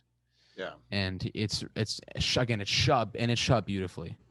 And it's stupid little fucking aspect. What is it? 4:3:1, whatever the fucking aspect ratio is, that fucking box one. Yeah. But it's great. Number 8. Tenant. Christopher Nolan movie. Mike, what are your thoughts about Tenet? Because we saw this in theaters or in a drive-thru together. Real quick. We already been over this, but real quick. Yeah, we did an episode on it, but definitely wasn't as good as I thought it was going to be, but it was still pretty good. Like, it was still performance-wise, everything was there. Everything that was like all that fucking backwards shit was cool. You know, the score, the cinematography, all that typical Christopher Nolan shit that's always really good was pretty on par. Like, technically the movie was really good. Yeah. Except for like some of the sound, you know, where it's fucking just like it just sounds like fucking, you know. Literally. And the phone's ringing. Swear to God. Anyways. Can you hear that? Yeah. Okay, there we go. Fuck me. Fuck me, man. Anyways, Tenet is good. It's a good movie. Yeah. I think it's good. I think it's good. I don't give a fuck. I think it's good. It's good. It's good. It's Nolan. Okay. Like, so what? So what? There isn't any character. Big deal. You know, it's entertaining in my opinion. I liked Elizabeth Debicki in this movie is really good. She's great. I hate people who are just like, I might have said it myself, but I don't like the people have hold this grudge against her character. Like, her only fucking character plot is that her son is like so important to her, and I'm like, yeah, man. Of course, Like she's a like, you okay. fucking How losers. is that? I mean, it's like it's not a Thanos backstory, but it's not weak either. Yeah, but it's not like, you know, So what? it's Like, you know what I mean? Everyone's like, oh, look, it's such weak character backstory. Like, no one has any character, and it's like, yeah, that's the point. yeah, I thought that was the point of the movie. Now that I watched it like another two other times since seeing it, yeah. three other times, The it even like the main character, bro, he doesn't even have a fucking name in the movie. Like, you know what I mean? What are you supposed to yeah give a shit about the backstory for? You know what I mean? Like it. yeah. It's supposed it's about being the protagonist. That's what it's about. Yeah, It's about rewriting that story and the whole James Bond thing. right. And James Bond doesn't have a fucking backstory. Yeah, You guys because fucking eat nobody it up, gives a shit, bro. Like you right? just watch the Exactly, movie and you just take it in like that. right. No, You know, that's exactly it. I'm not clamoring for a fucking 007. Oh, I need to see where he came from. No, the fuck I don't. You know what I mean? Like, Right, who gives a shit? You know? Mikey. One of these days, you know, one of these days. But I mean, it's shot beautifully, and the score, uh, um, Ludwig Göransson. I just butchered his name. Anyways, uh, he's a phenomenal composer Yeah. and producer. I mean, he produced one of my favorite albums, Childish Gambino, "Wake Up My Love." I mean, Hmm. like one of the if you listen to that album, it's one of the. I mean, Redbone. You probably heard the song. Yeah. It's one of the best sounding albums I've ever heard in my life. The way he, I mean, even the Black Panther score was good. The Black Panther Yeah. score is great. Yeah. What else? What else did he score? I want to look it up right now because he's a phenomenal guy. I mean, he does some fucking good shit. You know, where's Ludwig at? Where is he in the crew? God damn it! I don't want to see the art director. Oh my, oh, there we Ludwig go. There, Gores. Yeah, I Jesus get it. Christ. Creed Yeah. 2. Yeah. Venom was like, eh. Let me see. Creed 1, great. I mean, they're all great scores. Creed 2 and 1 are great scores, actually. Now that I think about it, they're really good scores. Yeah. Like, phenomenal scores. I love that Creed 1 score is amazing. Like, that Creed 1 soundtrack is amazing. Yeah. I love it. I listened to it just like when I worked out before. I listened to the Creed soundtrack because it's so It's fucking fucking good. sick. Those movies are good. Right. Exactly. So Tenet's good. I think it deserves a number 8 in my spot on my list. I think that's probably fair. Yeah, I think it's top 10, but it's not the best movie of the year in my opinion. Right. It's Well, just especially it's too the ones closer to the top are fucking better. great movies. Yeah. Number 7, when I watched, okay, I kind of this movie's it's weird with me. It's weird. When I watched it for the first time, it's called The Life Ahead. It's or La Vita davanti a sé. It's an Italian film. Oh, really? With Sophia Loren. Yeah, she's old as fuck, by the way. She's old as shit in this movie, and she has like dementia, but like it's like a dementia PTSD thing. You figure out later in the movie, it's like dementia PTSD, Right. and it's so sad. I mean, it's really good film. It's really good storytelling and filmmaking. Hmm. I think because I watched it with this the English like the English dub for like the first half of the movie because my dad's a retard. Um, I mean, it's so annoying to watch English dubs I in know. anything in my opinion. I hate it so much. I like subtitles more. I'd rather just hear the way it's supposed to be written and sounded. I'll read it. In my opinion. Well, because I hate like when they're mouthing something else, but you're hearing something different, and It's so that's so distracting. off-putting. Yeah, It's more distracting than subtitles to me, to be yeah. honest. I'd rather watch the sub. I'd rather read the subtitles. And um, it's shot well. The score is good. The acting is good. The kid in the movie, I forget his name, but he's fucking stellar. Um, there's good character in it. Like there's good juxtaposition with other characters, and there's good metaphors, and it's solid all the way through. Remembering it probably because it's a foreign film. I think that's why it doesn't have has a lasting impact on me. Like I know Parasite did, and like Portrait of a Lady on Fire and stuff like that, but last year. But I mean, this is the only, I think this is like what, maybe the second foreign film I watched this year. Last year, Parasite and Portrait of a Lady on Fire were in my top four, or my top Yeah. three. So foreign films definitely took over last year for me. Mm. But it's just, I don't know what it is when I think about where it is on my list. Like it hasn't affected me as much, but I think it's because just it's in Italian. I watched half the English dub. I think that's why. However, again, it's just a good movie, and it's sad. And it's really sad too. Yeah. I mean, Sophia Loren's great in it. I mean, I think she might win it for Best Actress for me this year if I were to nominate it. If I had the choice, she's fucking phenomenal. I mean, she really is. Mm.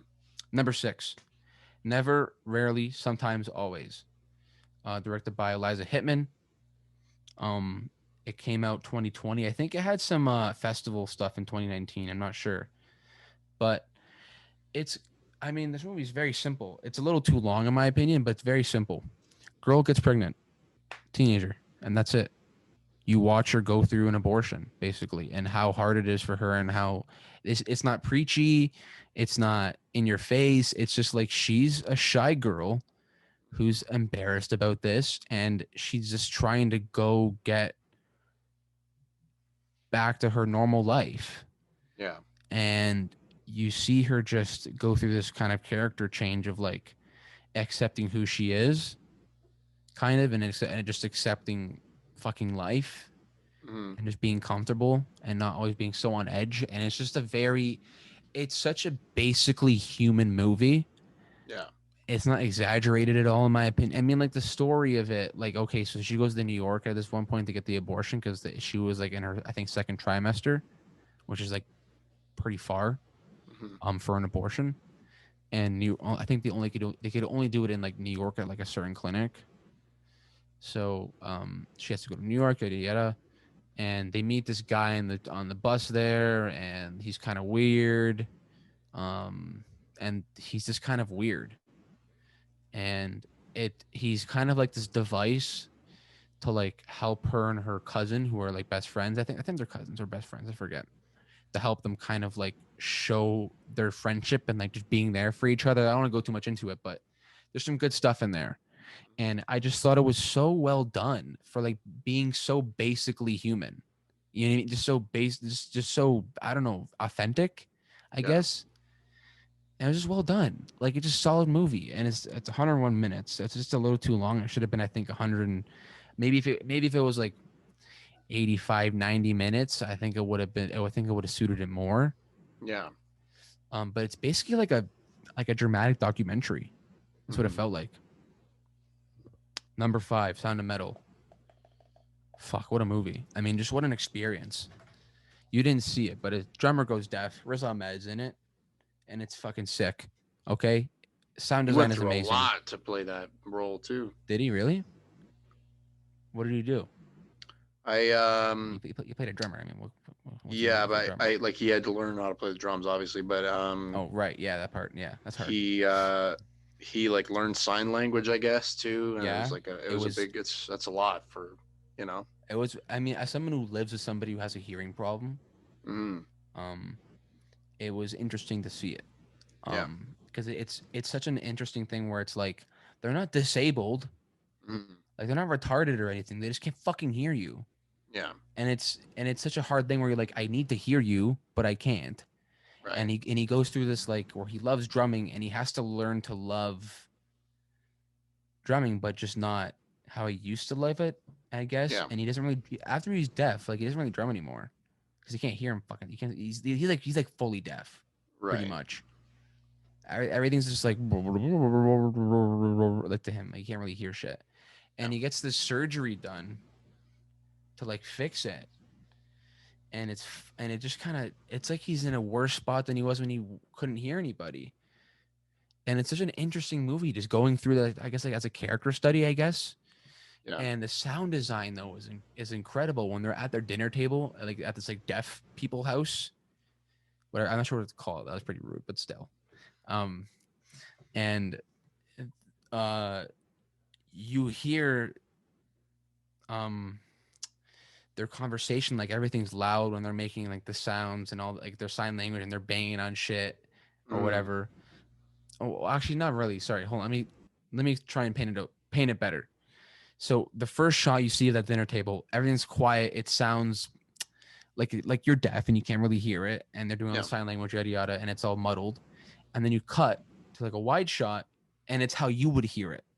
They're banging on shit, and it's just like, and it's this interesting sound how they weave through how we hear it, how he hears it, and how it's it's so interesting. And and the movie kind of like A Quiet Place, not a lot of words. Yeah. You know what I mean? Just a lot of emotion, just through looking at things and experiencing things, and it's so fucking sick. But the drumming in the movie is sick as well in the beginning. Yeah. Fucking, Riz Ahmed's great. I think he's top 5 this year for performance in this movie. I mean, it's sick. The dope movie. Number 4. All right, we're getting there. Bad Education. Hugh Jackman. All right, Hugh Jackman's in the movie. It's an HBO movie, I'm pretty sure. Yeah, it is. Was it for HBO Max or was it just for just HBO? No, just regular, yeah. Yeah, interesting. I never really see those anymore, but I don't know how to talk about this movie really. I mean, it's a good comedy, it's a good drama. I mean, like it's a kind of run of the mill, like, you know, you get someone who can act. He's funny, he's dramatic, Hugh Jackman, and I mean, you get a good story going, and then you're set. It's one of those things where it's like you have the recipe for it, just go and make it. You know what I mean? It's not crazy. It's just it's a pepperoni pizza, but it's a fucking bomb it's a bomb pepperoni pizza. That's what it is. Right. Number 3, Trial of the Chicago 7. Mike, thoughts on the movie? I really enjoyed this movie. Fucking good, man. There's Sorkin. There's something about movies like this or like Spotlight, Car dramas. movies that are based on shit that actually happened.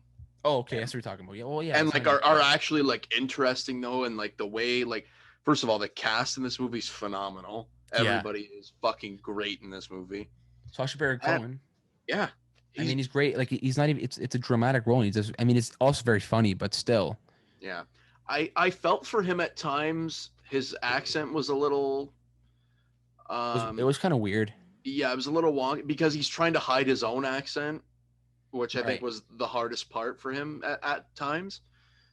But Eddie Redmayne is great in this movie too. He's so sick in this movie. He's so, and then Michael Keaton shows up, and I'm like, but you know, he was good for his one scene. Yeah, he was good. Also, John Carroll Lynch in this movie plays David Dellinger, and he's one of those actors like we were talking about before. He's so good just in these fucking character roles, these smaller roles, but they're, man, in Zodiac even. He's an amazing role player, is what he is. Yeah, like he's just so good. Like, and he's not over the top. He's like just really subtle, you know, like he's in Zodiac he was good in. What the fuck else was he in? He's in everything, bro. He's literally in everything. Yeah, he's in I'm pretty sure he's in fucking Fargo as the husband. Yeah. He was in The Walking Dead. That's where I remember him from. He's in fucking everything. He literally is. Shutter Island's another one. Yeah, he's in Shutter Island. Yeah. Yeah. Gran Torino. Yeah, he has like one scene in Gran Torino, but still. Yeah. He's fucking sick in that movie.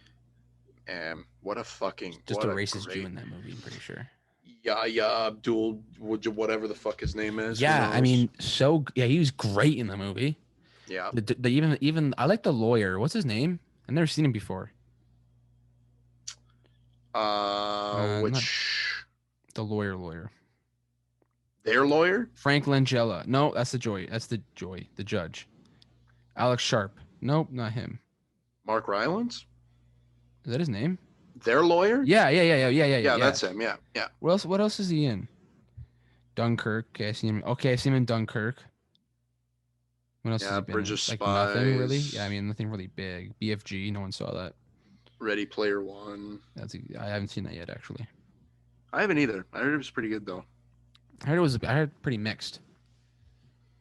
Yeah, he hasn't really been in much, that guy. I But mean, it's hard to talk about the movie because it's a thing that actually happened. But the mhm, way Aaron Sorkin, I think he wrote the I'm sure he wrote the movie as he well. wrote it too. Yeah, Yeah. I mean, the way he writes the story and compacts it as this court drama, and he yeah, does the kind of, he cuts between the things that happen and everything that didn't happen, yada yada yada. The court, yeah. it's nice, it flows. It's how you do it. Again, like it's the recipe. Got the Hmm. recipe, just execute it now, and that's what he does, and it's fucking great. Yeah, And I think the ending is good, a little preachy, yeah, but and it was very timely as well. The movie it fit very well with what was going on at the time with sure. riots and stuff like that, and the repercussions of that stuff, and Yeah, especially even right now, with what happened at the Capitol a few weeks ago. I yeah. mean, it's good to understand a movie that deals with um, the troubles that you can get into Yeah, just by exactly. for protesting peacefully or inciting a riot. I mean, what classifies inciting a riot? I mean, I don't want to get too Yeah. political on this podcast, but I mean, did Trump incite a riot? Did Eddie Redmayne incite a riot? I mean, did he raise the temperature? Yes, they both raised the temperature, but did they actually say, you Right. know what I mean? Yeah. Which is the Well, thing. And that was one of the best parts of the movie for me. Is like when they find that tape and they play what he said, and then he's like, "No, but I didn't say like that they were gonna kill the cops." he He worded said, then he said like he misses if he adds one word in there, like "Yeah, the or whatever. It was like some just fucking word. yeah, It changes the whole entire context of what he's saying. right." Fucking incredible. Which was the whole thing, bro. That judge was fucking stupid too. Like the whole, I'm getting so It's frustrated real. watching that. Yeah, I know. I'm like, I Yeah. can't believe this actually happened. But you love to hate him. It's great. Yeah, It's good stuff. Number two, The Five Bloods. You liked it a lot, eh, Mikey? I love this movie. It's fucking sick. That I soundtrack. That but soundtrack. this Hey, that this soundtrack. and oh, it's incredible. Wait, right. Yeah, That yeah. Marvin, bro. That what's going on? I mean, it's the whole entire movie. So what's going on? By Marvin Gaye. This was the first movie that I seen Jonathan Majors in, who plays Oh, I saw him in another Gambit. movie. Last year, I saw him in Last Black Man in San Francisco. I saw him in that last year. He is in that. That's right. Yeah, he was good in that. Um, but Interesting my actor. God, man, yeah, he's good. Yeah, he's interesting. He's really good. I actually the cast overall it was pretty solid. Delroy Lindo is Yeah. He's to Paul. me, I think the best actor of the year. He was fucking really good in that movie. I think he might take it for me. I love like man Spike Lee, man, crazy good director. He hit it, bro. He just hit it. And Chadwick Boseman, man, the fucking He guy was one of the soul. right. He was I know. Like fucking great acting in this very few scenes that he had. Yeah, But Delroy Lindo in this movie is fucking insane. yeah. He's I mean, good. everyone's good in it, but he's insane in this movie. Yeah, Insanely I- good. I love just the fact that they could capture the dynamic of these four guys. Like especially at the start of the movie when they all see each other again, and it's Good chemistry. yeah, it's crazy good Yeah. chemistry. The ending, like the second act and third act of the movie was where it really gets interesting. It Mhm. gets kind of twisty and it gets the action part, and then spoiler, everybody fucking dies. Yeah. And it was weird, but it was good. Mhm. Gene Reno's in this movie too. I'm like, oh, Yeah. what? Yeah. I haven't seen him in a movie in like 20 years. Yeah, like Spike Lee just pulls out the stops, man. He really gets cinematography wise. The Yeah. score again is fucking sick in my opinion. Mhm. Yeah. I mean, I just realized that too when I was watching it. Fucking Gene Reno's in it, and you're like, what? Yeah. I mean, The last fucking movie I saw him in was like fucking Pink Panther. I think that plot. Fucking, I think that 12 plot is where years it ago. kind of falls off, though. I think a little bit, not falls off, but I think it's where it doesn't become a 5-star movie for me. Honestly, Yeah, it was a little jarring. yeah, but I think it just doesn't hold up as well. Like it doesn't hold Yeah. together. It's very loose, that plot. Right. I think, but the volume of how good Delroy Lindo's plot with Bozeman and the four guys in that movie is Yeah. that's what holds the movie together the most, and it's so good. That's where like Yeah. it literally hangs on that part. Bro, Everything my else like in the plot is just kind of okay. yeah. Bro, one of my favorite parts of that movie was when they're walking around with the metal detector and they're looking for all the gold, and the fucking buddy steps on the landmine and he just fucking blows his shit up. Yeah, Like, and he's just fucking like, and then they show it too, which is sick. Like, it's literally just half his body, no arms, and he's just fucking bleeding out. it was kind of nuts. Yeah, it was kind of gross. I liked it. But then when David steps on one, and then like he can't move because then he's like, oh fuck, and everybody's Yeah. like freaking out. Yeah, it was cool. Good scene. Yeah, it was cool. And there's like the fucking like foreign people. Yeah. I watched it when it came out, so it's been a while since I've seen it. Mm-hmm. But yeah, it's a solid fucking movie. Number 2 this year for me. Also, keep in mind, I haven't seen movies that I still wanted to see this year, like Nomadland and First Cow and stuff like that. Yeah. There's still, I mean, fucking Doom would have been on this list if it came out this year. I mean, Saints of Newark would have been on this list if it came out this year.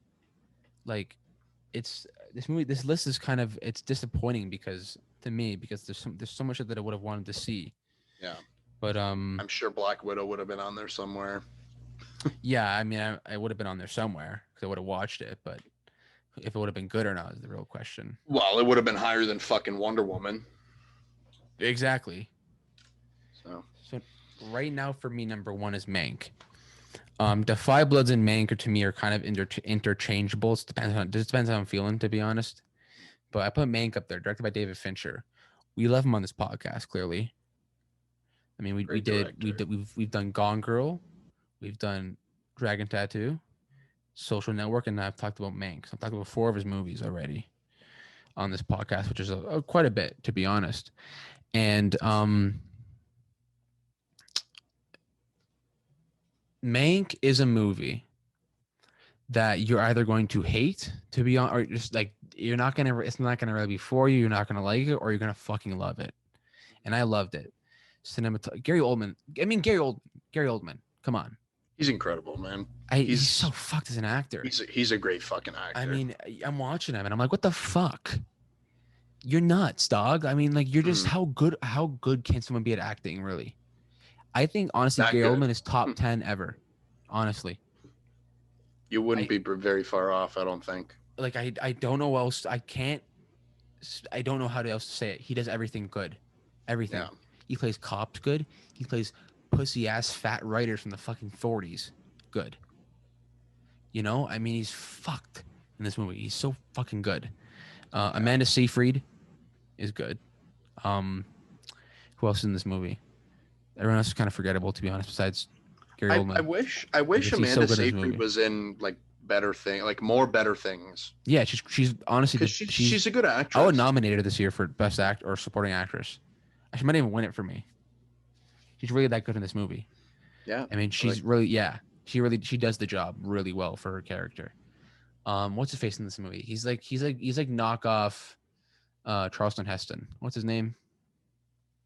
He's good, but he's you know, he's good, but not fucking her, not her, not him. What's his fucking name? Not him. Oh, Charles Dance. Charles Dance. Yeah. Knock off Charleston Heston, in my opinion. He's got to play a fucking villain in everything he's in. That fucking guy. Yeah. I mean, it's also I do like the inside baseball of movie studios back in the day. How fucked they were and just messed up some of these guys were doing, like what they were doing, and still today. Yeah. But I just love the history of like Hollywood was a thing, and it was always politics, and anyone that tells you different is a fucking idiot, and it's always been that way. And Citizen Kane is a phenomenal movie, it really is, and the history behind Citizen Kane is so interesting, in my opinion. And to watch Gary Oldman and David Fincher, and David Fincher's brother, who also wrote the movie, just go through it and create this weird time jumping drama is so entertaining for me. And I thought I thought the score and the cinematography were some of the best I've ever seen for David Fincher, in my opinion. I have a different opinion than I think most people on this movie, people were like, it's good, but it's just not, it's not great. I think it's great. I don't think it's better than Gone Girl. I don't think it's better than Dragon Tattoo or Social Right. Network. I mean, I think it matches Dragon Tattoo, I think, in some areas. I don't know if I could say it's quite better because it's Mhm. longer and it's slower and it's black and white. I mean, the Yeah. black and white it looks amazing. This movie looks amazing. Mhm. But fucking wow. I mean, the acting in it is really what gets it for me. I think it's the acting and the writing. That together, I mean, obviously, like, it's pretty important to a movie, but that together, I Sure. Yeah. think, just really pulls it through. Mhm. Um, that's our list, baby. That's the Yeah. list. I mean, if you don't like it, go fuck yourself, It I guess. was It's a hard some year. of It's some a of hard our year to rank highlights. movies. It's a hard year to rank movies, especially just because of Yeah. what would have came out. Again, Mhm. like what would have came out this year. Um, I think the year Oscar contending year goes to April. I think this year. I think they extended it to April. Yeah. So anything from now till April still counts. Right. I mean, maybe we could have waited till April to do this podcast, but I wanted to do it before, Who just cares? Yeah. because, you know. We'll do an Oscars episode in April. Yeah, I hope there is an Oscars. I mean, I don't really give a fuck about them, but still, it's still fun to Yeah. watch. It's like Yeah. watching, I don't know, sports, I guess, for film fans. Well, that's actually um, one thing I wanted to say was the other day I rewatched Joker, And and honestly, does it hold up as well? for me it does. Okay. For me it does. I honestly that Joaquin Phoenix, that's one of my favorite performances I think I've ever seen. I Okay. I think he's so convincing, and he fucking nails it in that movie, man. Like he deserved every fucking ounce of that Oscar, bro. You think so? 100%. Who did I have last year's Best Actor? I forget who I had. I'm not sure if I had Joaquin or not. I think I did. Um, Like whether or not, like, I get the movie's got its issues, but like, especially with regards to yeah, I had using Joaquin. plot points Yeah, it from was other Joaquin last movies. year. Now Like, I'm looking at, yeah, it was Joaquin. yeah, There's no and other like choice in my opinion. yeah, there was no doubt for me that he should have won that. That was a lock. But I'm glad that he did, because He was just the reason why I have a problem with the movie, and we talked about this before, but um, the movie's a fucking con. yeah. It's a fucking con, the movie, and it's hard for me to watch it and not think it's not a con. Mhm.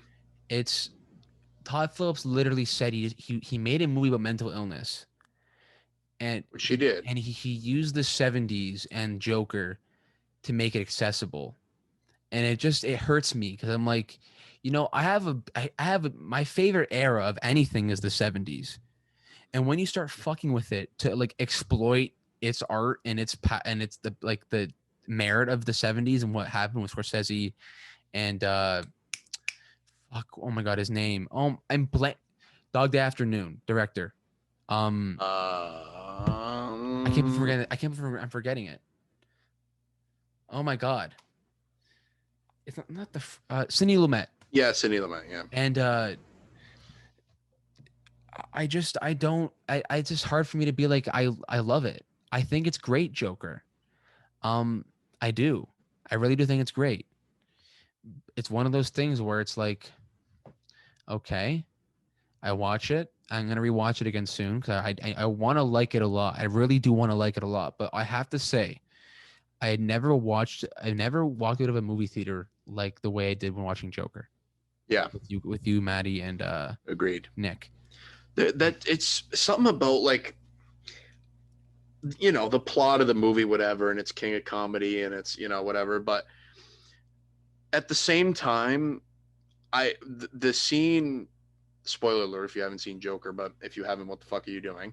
um the scene at the end when he shoots De Niro, I've never felt that kind of shock in a movie, you know what I mean? Like, It's it was so, it's pretty. It gets pretty edgy like that. Yeah. yeah, like it was, but you know, that's the performance for me is what makes it as good as I think it is. Also, and I think my critiques of the movie are kind of nitpicking as well. So that's where I have to kind of stop and go, maybe it is just that good. Yeah. But then maybe it's not. Maybe it isn't that good. Maybe, I mean, obviously everyone opinions on it, but I mean, like the CGI that they do for like when he hits his head off the thing, I thought that was fucking garbage. It looked like they just did like a fucking Adobe fucking After Effects fucking thing, and it looked weird. In my opinion, that's a nitpick though, Mm-hmm. right? I mean, I'm kind of just nitpicking it to death when I think Yeah. about it sometimes, and like maybe it just is that good, and I'm just being a little bitch about it. I think the opening scene is great, fucking amazing opening scene. The ending is great. Yeah. So what Love am I? love the ending. I mean, it's kind of, is it flawless? No, No, but definitely not. No. it's a fucked movie, and the fact that it even got made is a testament to how good it is. Yeah. And that's another I thing made too. $1 billion. Yeah. Yeah, on a Off, stupid low budget. it was like 40 to 60 million, something like that. Yeah, And which Todd Phillips is like, I don't want to take whatever, a $15 million check for it. I'll take my percentage of the movie. Thank you very much. yeah, How much he made out the movie? People are saying upwards of 300 to 400 million he made out the movie. That's what I've heard. I don't know if he actually took almost that much home with him, or if Warner Brothers really took a lot of that money, which I'm sure they did, because it probably did. I mean, with marketing, let's say it's around $100 million budget, so that's 900 million they take home. Yeah. Around 33% of the box office goes to the theaters, so Mhm. let's just say the movie made $600 million profit, which Yeah, is a lot. I'm thinking he's probably making only around 100 million of that, probably. and Which is is still a still lot, a fuck. Yeah, that's still a fuck ton of money, right? right? That's Also, the movie won an Oscar for the score, the musical score, right? Oh yeah, the Hoyt Van Hoytema. No, that's not her. No, That's cinematographer. I'm thinking she of another was lady. what the fuck is her name? I got it. I got it. I got it. Give me a second. Oh, Hilder, whatever her name is. What? Yeah, Hilder yeah. I'm not even gonna try Hilder to. Guandottier. Not even gonna try to say that. She did Chernobyl. What else? She did Sicario, Day of the Dead. What else did I she never do? saw that. I saw the Yeah. first Sicario, but I didn't see the second. I haven't seen the second one either. I love the first Sicario, but yeah, Joker's a good movie. This came like a Joker review podcast, but it's fine. Um, we haven't talked about Joker, have we? Really I that didn't think much, so. but still, solid That's movie. part of the reason why I brought it up. Yeah. It's a good movie. Yeah. It's good. I have to say, it's a good movie. It's just not. It wasn't. I think last year I had it at like 9 on my list, but let me see where it was actually. Which is fair. I mean, it's definitely top 10. Yeah, I had it at 11. Yeah. I Like had it at 11. Yikes. Um, maybe if I rewatch it, I might throw it up like at number 9, maybe even number 8. It might get up there. I moved. Okay, once upon a time in Hollywood was at like number 14 before. I think it was like, I think I had it at like, yeah, number like 14, even like it might have been higher than that before. Once upon a time in Hollywood, mhm. but it's at number 7 now. I Yeah. rewatched it a little while ago, and I'm like, fuck, this movie's It good. it should be. Yeah, it should be. Yeah, that's a It, top 10 for sure. I mean, it got up there. Last year though, last year was disgusting. I mean, number 1 for me, number 1 all the way to number 14 were all 4 stars, like about 4 stars and up. And number 1 was 5 stars. Number 2 is 4.5 stars. Number 3, 5 stars. Number 4, 5 stars. Number 5, 4.5 stars. 6, 4.5 stars. 7, 4.5 stars. 8, 4.5 stars. Mhm. I mean, that's a disgusting, like, It was a this pretty year. stacked. It was a pretty stacked year. Oh my God, tell me about it. This year I had up to number 10 was all 4 stars. Yeah. Number, like, after that, it's just a bunch of, it's 3.5, 3.5, 3.5, 3.5, 3.5, 3. and then 2.5, 2.5, 2, 2, 2, and 1. So I mean, this year was okay for movies. Yeah, it was, and especially because a lot of those. That's why I'm surprised when I saw Trial of the Chicago 7 and Defy Bloods because they're Netflix movies.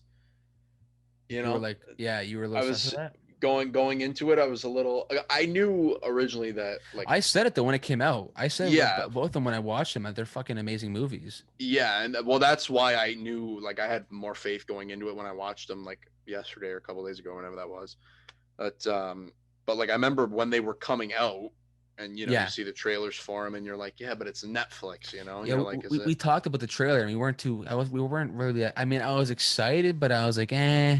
Yeah, kind of indifferent, like until you see it. Yeah, exactly. It definitely pleased me more than I thought it was going to. Yeah, yeah, 100%. So that was 2020. Yeah. All right. Okay, let's talk about some shit, Mike. Okay, let's get to the beef, the meat and potatoes. All right. What do you want to talk about first that we missed in the past few months? Is it HBO Um, Max? Is it Tom Cruise? One thing I wanted to bring up DCEU? was it was a little bit more recent. Um, they finally announced that Deadpool 3 is um, is moving forward, Right. and it's going to be rated R, and it's going to have the writers from Bob's Burgers, Right. which is Great show. which Great show. Great show. obviously Ryan Reynolds is doing most of the work. So if he trusts in them to write a good movie, I would prefer myself that it would be the same writers as the first two movies, but maybe they were busy. So if Ryan Yeah. Reynolds approves, it's fucking fine with me. Right, exactly. Ryan Reynolds, that's the thing so far with Ryan Reynolds. His choices so far of his collaborative partners, Yeah. it's not like he's had the same ones. Mm-hmm. It's changed. I Right. mean, I don't even think the writers were the same for Deadpool 2. Were they even the same writers? I think they were the same writer, but they had a different director. Okay. I knew that, but I wasn't sure if the writers changed at all as well. Anyways, I mean, I think it shows that it's still his idea. Yeah. Deadpool is still his baby. I mean, it's not his idea, but Yeah, it's it's his like, it's his character, it's his role, they're his movies essentially. You know what I mean? Like, basically. I'm not sure if he's produced any of them. I'm sure he will this one. I'm sure he'll yeah, produce it as well. But I mean, legitimately speaking, like I trust his opinions on it. I mean, I have to so far, right? yeah, I mean, I have no reason that I have. Even if I didn't trust him with what he does, they're still good writers. Bob's Burgers is a great show. yeah, It's a great fucking 100%. comedy, and I think it would work. I think it suits Deadpool. Yeah. So and Ryan knows that. So I'm sure it'll be fine. Well, because this movie too, they said is going to kind of usher him into the MCU without putting him into the MCU. You know what I mean? Yeah. Like his movies will still be separate. They'll still be R rated. They'll still be their own thing. But they said he might show up here and there for like a couple of seconds in a cameo in somebody's movie.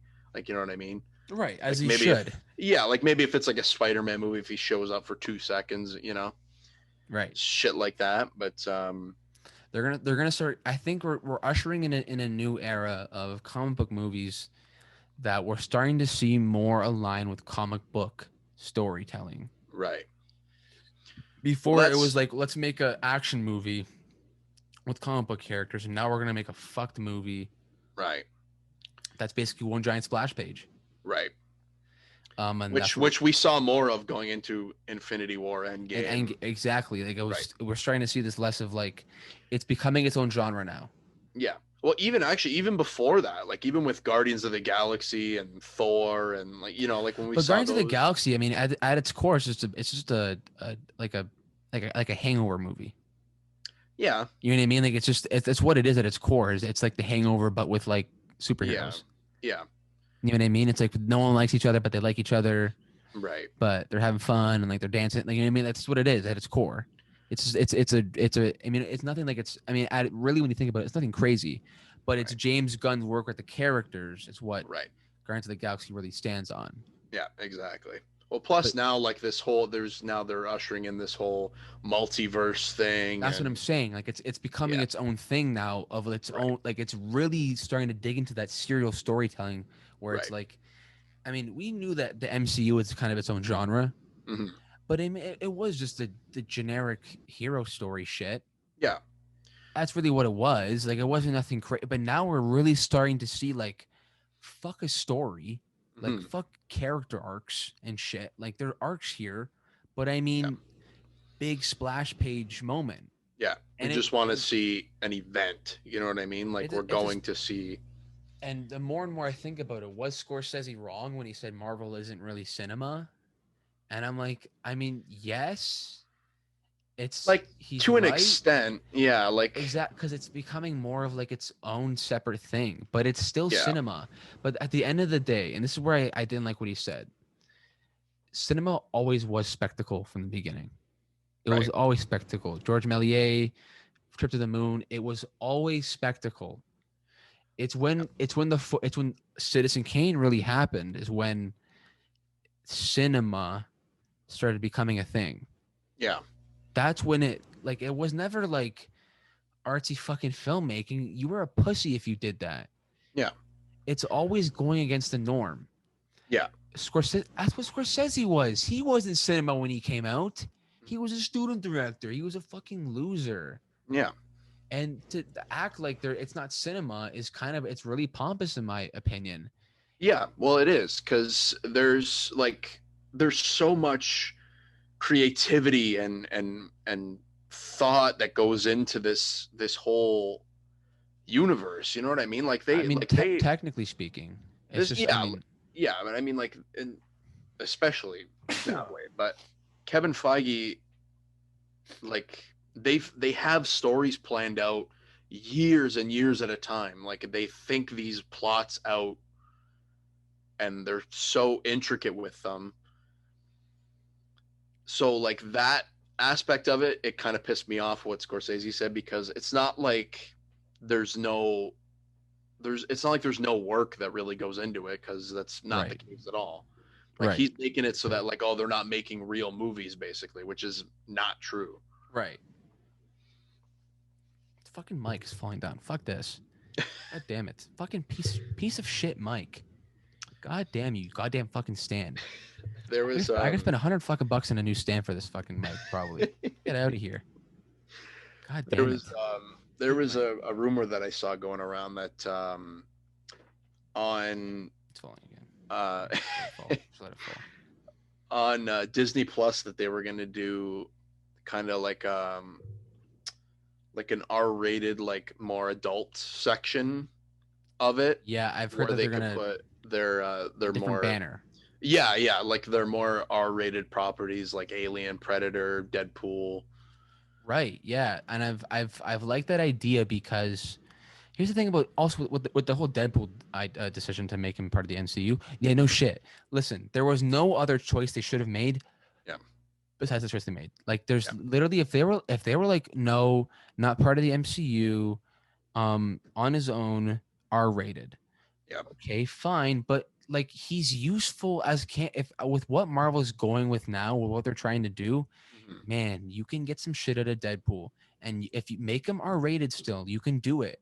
Yeah. Audiences and kids, listen, man, this fucking, what is it, the National Movie Association rating shit, fuck out of here. It's literally, it's politics is what it is. Yeah. And they have the ratings so that kids don't go and shoot up schools. Like that's literally what like it's literally the reasoning behind it. Yeah. Like some kids, they can watch some swearing, okay? Yeah. So let it happen. Like I don't But see that any other choice in my but opinion. they also think that we're fucking stupid and that we're not going to put the pieces together that you know what I mean? Like just Yeah. put him in the universe without connecting his movies to it. You know what I Yeah, and mean? don't Marvel We'll slosh him figure it either. out. Give Ryan creative control. And Yeah, listen, I don't think Ryan would have a problem with putting cameos in there. I think he would love to do cameos. I'm sure he would. Like, you know what I mean? Bro, if he got to even if he got to do a scene with Tom Holland or you know, Yeah, I you know think what I he'd love mean? to Like fuck around with that. yeah, exactly. And If especially they like were like Disney Plus R-rated movie, Spider-Man, Deadpool, yeah, Spider-Pool, Dead Man, whatever the fuck, I don't know what the fuck. yeah, They would do it. I think he'd do it in a heartbeat. and it wouldn't be a paycheck for it. I think he'd love to do it because he loves the character and he likes that shit. Yeah. What else we got? We're almost going on 2 hours now, but fuck it, we'll keep going Yeah. if you want to. Yeah, for sure. They said this was back in what I think November. John Krasinski said that he plans to do a third Quiet Place movie already, Yeah. which also that movie would have come out this year too, like 6 months ago. In April, yeah, it was supposed to come out in April. More Actually, in March. than 6 months. Yeah, it was in March. Supposed to come out. Almost a fucking year ago now. Yeah, we're getting there. But he said that it's not going to be like it's not going to be a sequel. It's going to be more of a spin-off, which I'm kind of indifferent about because they kind of tried that with like the Cloverfield movies and it didn't really hit. Right. 10 Cloverfield Lane. Well, Cloverfield and 10 Cloverfield Lane were really good, but the third one. Oh, what was it? I don't remember that. Cloverfield Paradox. Oh yeah, and I remember that shit was ass. Yeah, that shit was ass. I completely forgot about it. Yeah, well, nobody knew it was coming out. Remember? And then the fucking night of the Super Bowl, they show a TV spot and they're like, "Oh, it's on Netflix tonight after the game." Yeah, I remember that. I'm like, okay, but no, Cloverfield 1 and 10 Cloverfield Lane are really good. Which I hope A Quiet Place doesn't trend in that same. I don't want 1 and 2 to be good and then have 3 shit the bed. You know what I mean? Like, I trust Krasinski with it. I think he knows what he's doing. Unless he's just doing it for the check, which I doubt. Mm-hmm. I think I would trust him with it and just wait and see what he wants to do with it. I guess we have no idea what he actually wants to do with it. I guess so. We have to just kind of wait and see.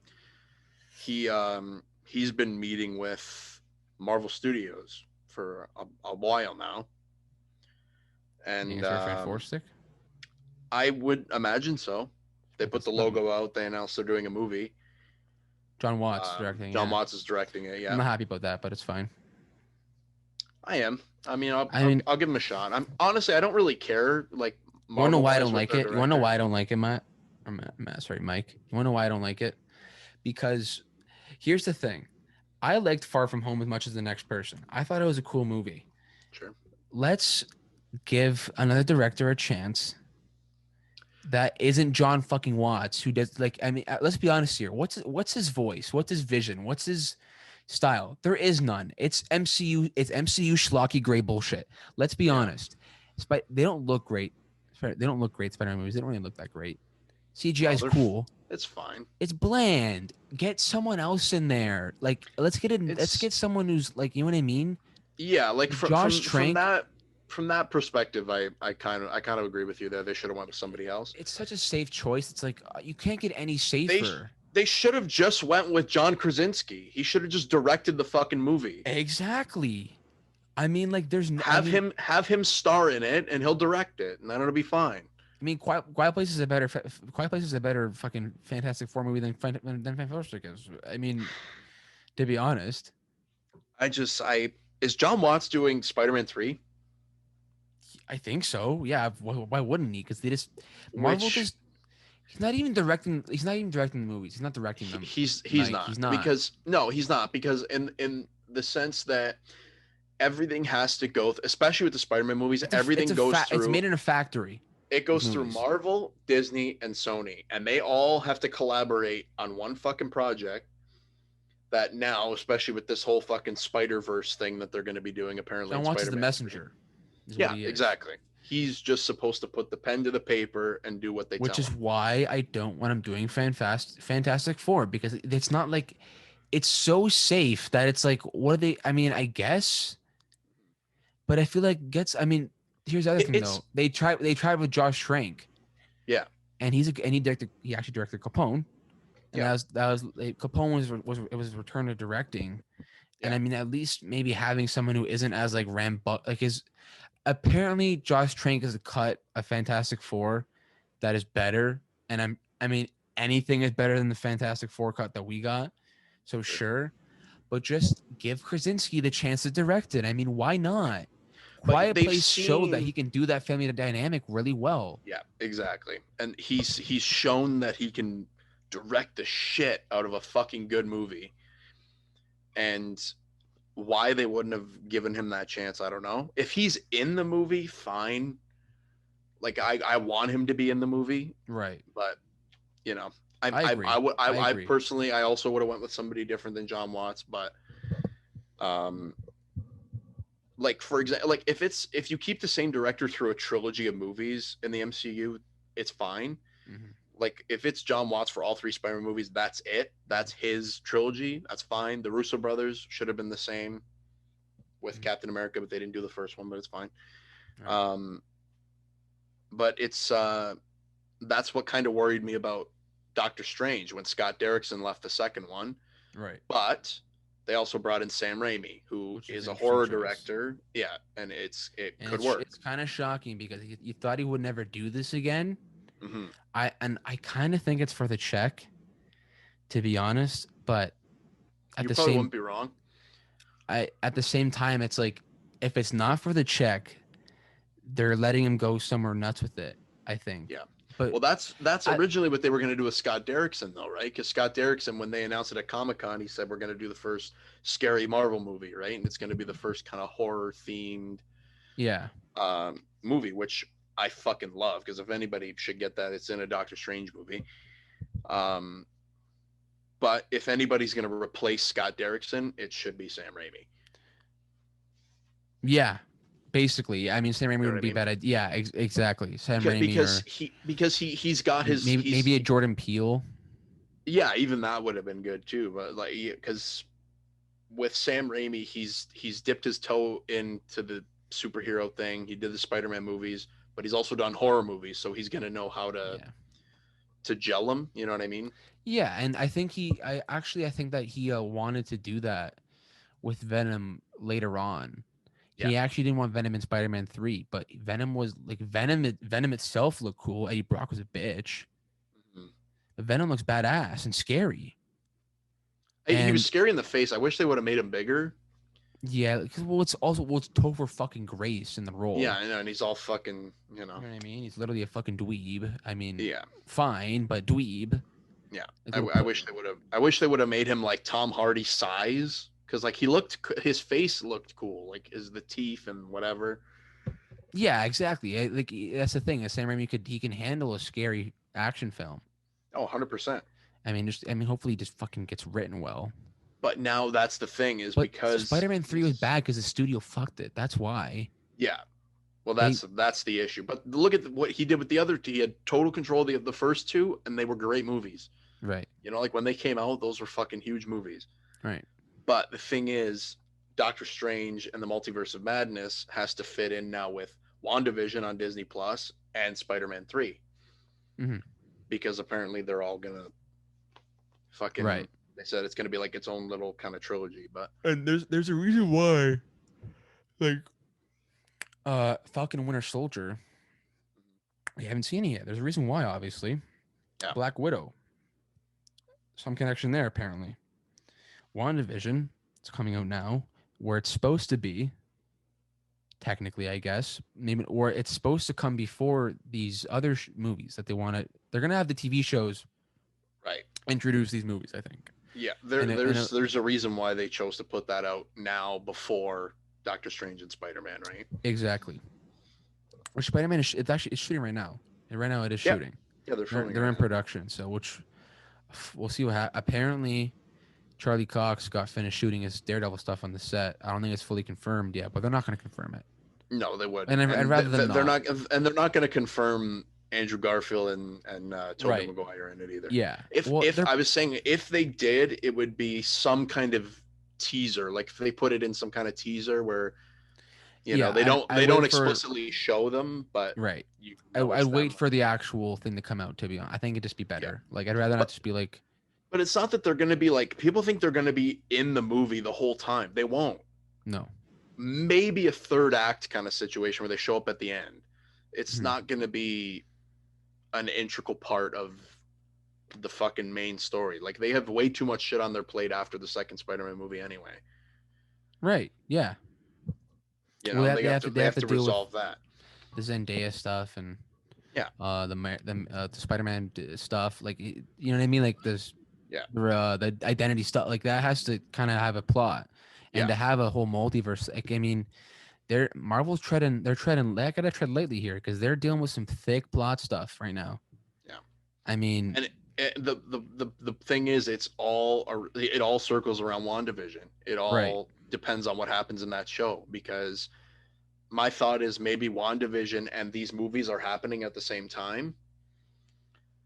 interesting. And Well, so I'm thinking we saw the sword logo in WandaVision. Yeah, I'm thinking that maybe Spider-Man 3 is kind of happening at the same time, and then maybe something she does at the end of the show carries into the movie. Probably, you know what I mean? Or it could be the same with Doctor Strange. Doctor Strange is supposed to be in this show for, I think, an episode. Oh yeah. Oh fuck, man. Oh wow. It's gonna get fucking spicy. Yeah. So we'll see how that shit turns out. I know. What have you watched show wise? You're talking about the Haunting show. Yes. Netflix. A couple years late to the Hill House party, but the Haunting of Hill House on Netflix is Mike Flanagan. It was a book originally that was adapted into a movie that was now adapted into a show. Right. Which it takes some creative liberties, obviously, but in the best way. I honestly, Mike Flanagan, like I was saying to you before, I think he's one of the best horror directors out there right now. Right up there with probably James Wan. Right. Speaking, yeah, we're getting a Conjuring movie, right? With HBO Max, right? Is it James Wan doing it, or? He's producing it, but he's not directing, which worried me because he did the first two and they were good. That's why they're good. It's because James Wan. Yeah, but he produced all the fucking shit spin-offs too, and that's what worries me. Yeah. Well, like actually, I kind of liked Annabelle. Was it 3? The second Annabelle was good. Yeah, they're kind of 2 or 3. That was kind of nice. I thought it wasn't bad. Yeah, number 2 is really good. 1 and 3 kind of shit the bed. Yeah, I think it was 3 that was shit. Yeah. The Nun sucks. Nun was ass. Curse of La Llorona sucked. Yeah, the curse of too many fucking L's in the title, that sucked. Right. What was that name of the podcast that we did the episode? What did we name it? It was something like that. I think it was something like that. The curse of bad English or whatever. So Mike Flanagan he directed most of the episodes of Hill House, and then he was one of the creators of Haunting of Bly Manor, which he only directed the first episode of that show. Right. But Haunting of Hill House is definitely a fucking creepy watch. It's one of those shows that you can tell there was influence from The Shining, which I think was great that he ended up doing Dr. Sleep right at the year after. But you just, with shooting shit and everything's in focus and you're looking in the background for there's tons of like hidden ghosts and shit in the background that are really creepy. But the story's there. The acting is fucking phenomenal. The chemistry between the family members is great. Child actors, which usually aren't really that good. Right. But when they're good though, it's like, yeah, when they're good, they're really, like in this show, they're really good. That's good. I'm gonna watch that show. You should. I watched The Mandalorian. Yeah, Mandalorian. Did you watch Mandalorian all the way, both seasons? Yeah. Yeah. It's good. I mean, excellent. I rewatched Rise of Skywalker as well. I think you saw my Twitter rant that I was going on, my little thread that I was like live tweeting watching because I was I got a little chuckle out of that. Yeah, I mean, I was like, same, bro. It literally, like, it's Rise of Skywalker so fucking shit. Like, it's just so bad, and it's like, oh my god. Like, every time I watch Mandalorian, I get back into Star Wars. Yeah. It resurges my love for Star Wars, and it reminds me of how shit it is right now. Yeah. The future of it's bright. That sequel trilogy was definitely. It's very bright. Filoni and Favreau have been they really unlocked the sweet spot with Star Wars where it's landed really well, and the sequel trilogy was such a waste of talent. Yeah. But it got off to such a good start. Like The Force Awakens was such a good start. I think so. I mean, it hits a lot of the same beats as A New Hope, but listen, The Force Awakens is a good dough. Yeah. It's a Yeah, good that's what I mean. dough. Like, yeah, it was a good start. And then It's an okay dough. Honestly, it's an okay. I don't think Force Awakens is that great, to be honest. I mean, obviously you do, and that's your opinion, and it's fine. But Force Awakens to me is it's just so especially when I'm like, this is what you had, which isn't super great. It's just super. It's so it's like it's the safest way to do the start. Which it was the safest way to do the sequel trilogy was to start off Force yeah, Awakens, which is which fine, yeah, which is fine. yeah, But when I watched Last Jedi, I'm like, why the fuck did you even make this fucking trilogy? Huh? What was mhm, the point? Don't tell me money. I yeah, don't want to hear money. Because if I hear that, everything's for money. It's a business. It's an industry for a reason. Because I make yeah. billions of dollars. I get it's for money. Right. But are you telling me you made Force Awakens and decided to go with the Last Jedi? Listen, I like director Ryan Johnson. Ryan I like Johnson. him. Yeah. He's a good director. He's He not a did bad Knives director. Out, bro. And the other one's good. I forget the name of it. Fuck. Uh, Looper. Yeah, yeah, yeah. Good movie. With Okay. Bruce Willis and Right. Joseph Gordon-Levitt. Yeah, yeah. It's a good movie. He's a good director and a good writer. Guess Yeah. what? When you're making a fucking Star Wars trilogy, do you want to have some direction? I mean, you're Disney. You did the MCU. Yeah. 10 years of direction. That's This is what 5 baffled me. years. That's what baffled me was because Well, it was 4 years actually. It because wasn't even 5 years. because J.J. Abrams doing Force Awakens Right. and then not being signed on to do the next two movies. Do you know why? I forget why he didn't do second one. Do you know why? I don't know. I thought he didn't want to do it. Yeah, Or the I third think one. he didn't want to do the third one, but they had to bring him Yeah. back because they fucking canned Ryan Johnson. Right. But Well, it should have been Colin Trevorrow, but what fucking Yeah. what failed Book of Life?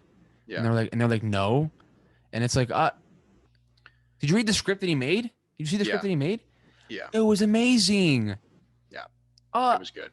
why did you not make that And- movie? But if they knew that J.J. Abrams didn't want to do a trilogy, don't hire him in the first place because normally you'd want some kind of fucking consistency. look at Favreau and Favreau does 1 and 2 for Iron Man, and Yeah. then you get Shane Black to do 3, and look how different that movie was from the first. You know what I mean? but it still lines up though. Yeah. Oh, There's it's still direction. in character. Yeah, exactly. I mean, it's okay. So you could say it's contradicting. I mean, it's also the most standalone there is past the first Avengers movie. It's the most standalone, in my opinion. Yeah, you're right.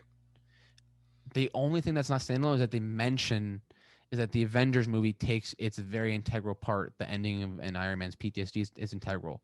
Yeah. That is literally it. There is no shield. There is no sword. There is no space. There is no New York. Yeah. There is LA, like Iron Man 1, and then he goes to Tennessee. And that's it. Yeah. And you can still have you can still go standalone. You can still go standalone and have direction. Character arcs. They string it together. I mean, is it not gonna spell it out for them? I mean, how hard is it? I mean, I just don't get it. Like, it's just you gave it to Ryan Johnson because he has a voice and you want to give him creative control. Fine. Yeah. Hey, Ryan Johnson, we're telling this story. Tell this story how you want to tell it. Right. Bang, done. Exactly. Like, I didn't think it was that fucking difficult, to be honest with you. And because you know, the funny now thing too is it's not even bad. Last Jedi isn't that bad of a movie. It's not that bad, It's but not even like it's a bad movie. It's just a horrible sequel. There's some choices in there that I thought were a little unnecessary. I like a lot of the choices in the movie. It's like you compare it to the first one and then the Last Jedi and Rise of Skywalker. It's like fuck that movie.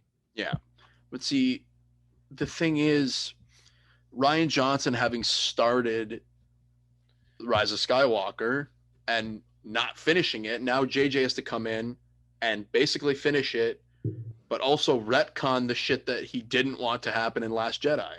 Well, what it was Colin Trevorrow starts he starts the trilogy, writing it, and then they threw out his script, and then he got like there was like look at the writing credits for Rise of Skywalker. There's like 7 writing credits. Yeah. I don't know fucking why, but you It's you it's should you it's should it's like when honestly. you listen to like a Kanye song, and there's like 20 writing credits, and you're like, okay, it's like the opposite actually, but it's the same situation where it's like, why is there so many writers?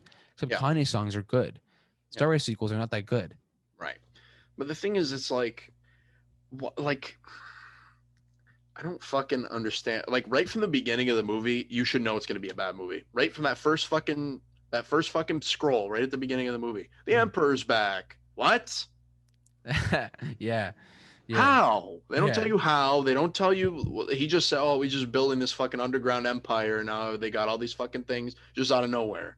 Right. Hey, you know what that movie's doing? Basically, is saying "fuck you."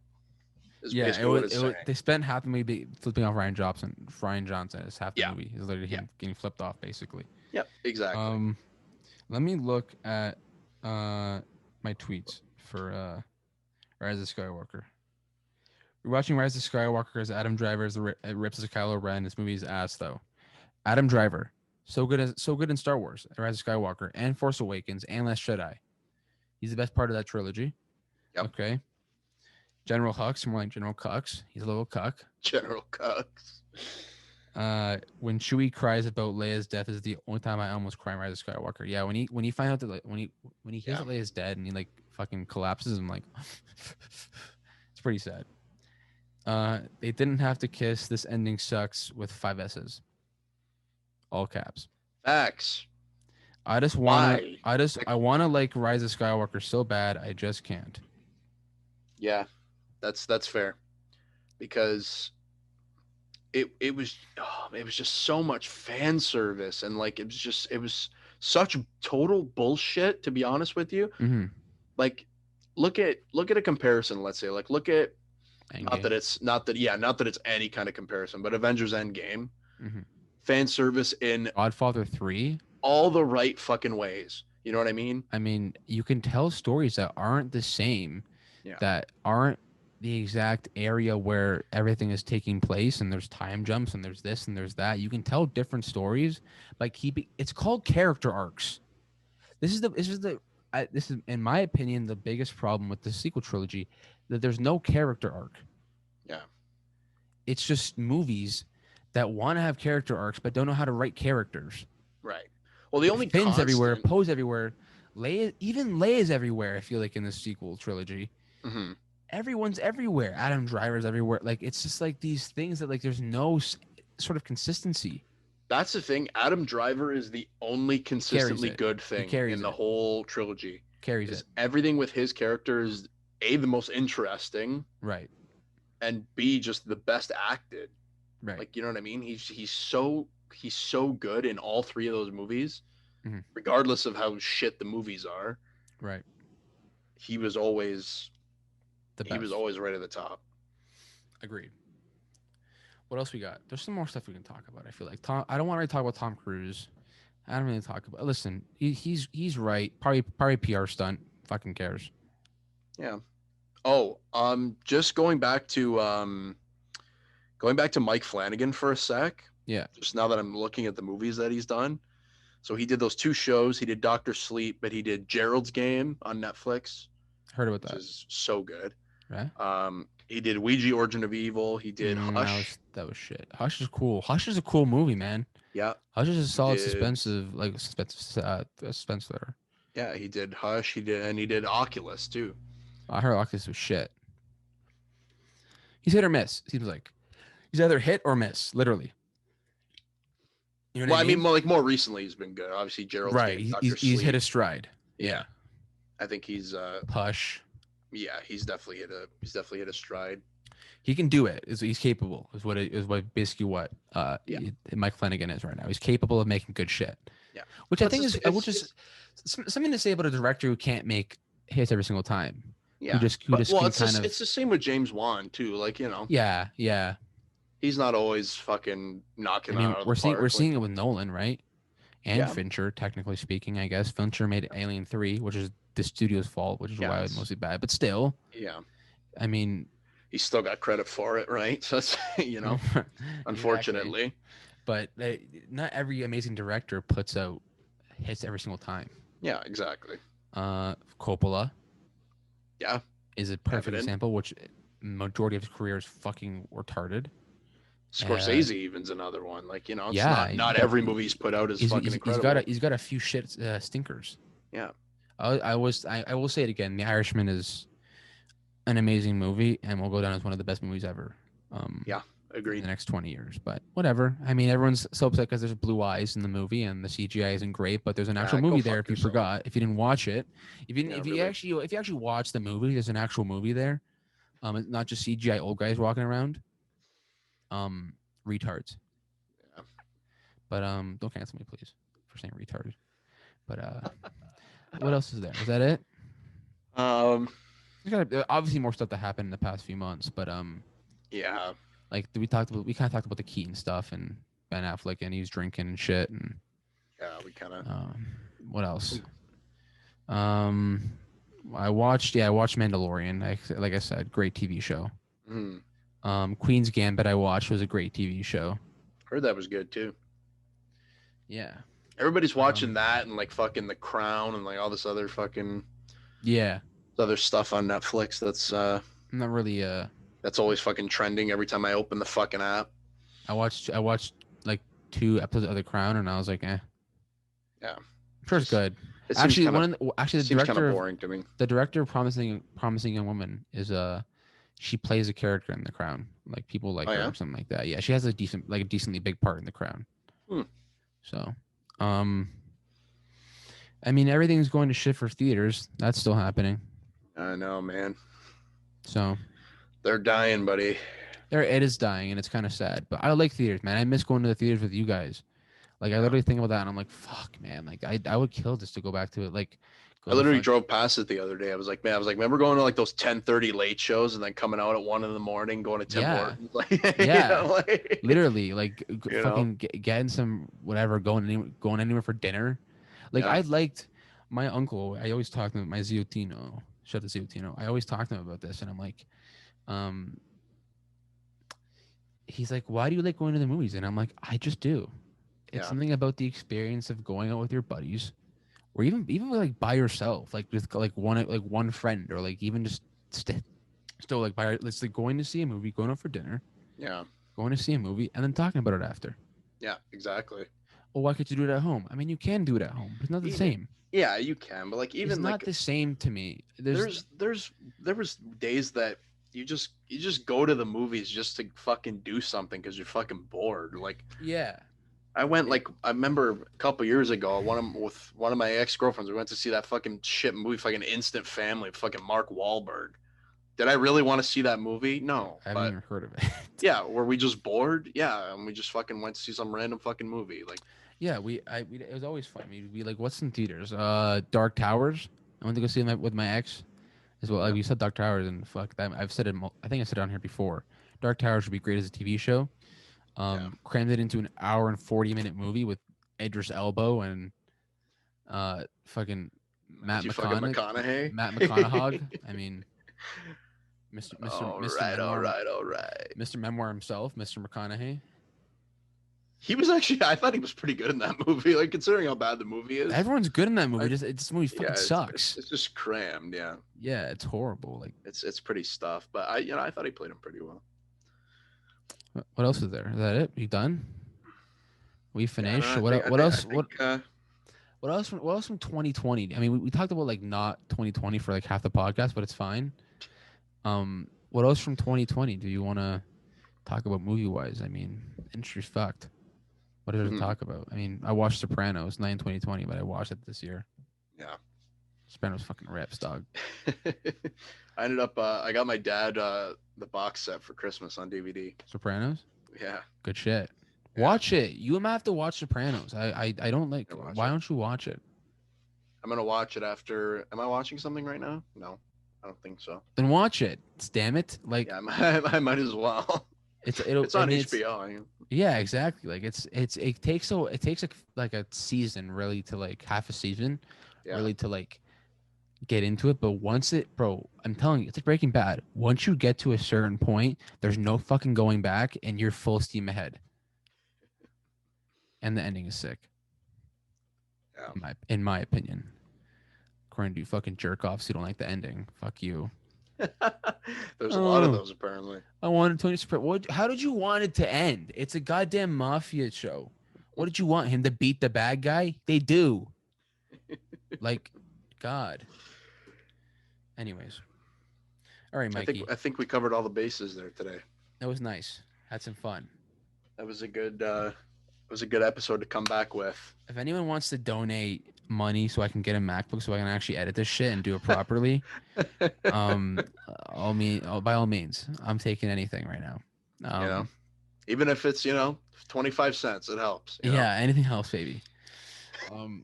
Your boy's got to get a MacBook, and I can't get here's the thing though. I'd love to get a $1,200 MacBook. I'd love to.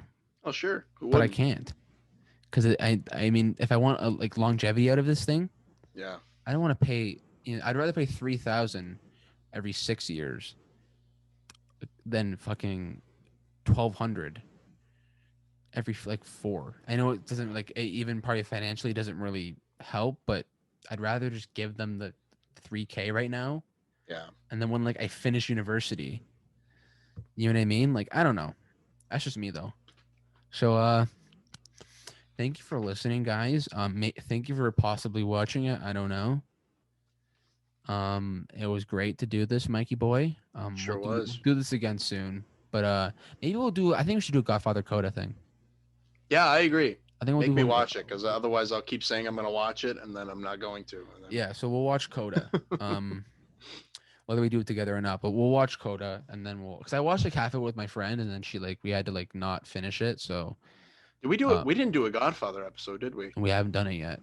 We should just make one big Godfather episode. We'll talk about all 3 of them. I don't know if we could do that. I think that's I mean, we could do parts. We could do I'd rather do maybe we could do 1 and 2. 1 and 2, and then 3. And then we'll do a 3 retrospective on 3 and Coda. Yeah. I think we'll do that. Makes sense. It's basically 4 movies, 2 and 2. That's a lot of fucking movie to watch, Tommy. That's a lot of fucking movie. That's a lot of movie, bro. I mean, 1 and 2 itself is 6 hours in total. Yeah. So, all right, guys. Sir. Thank you for listening. All right, follow Mike on Instagram at MichaelPascuz98.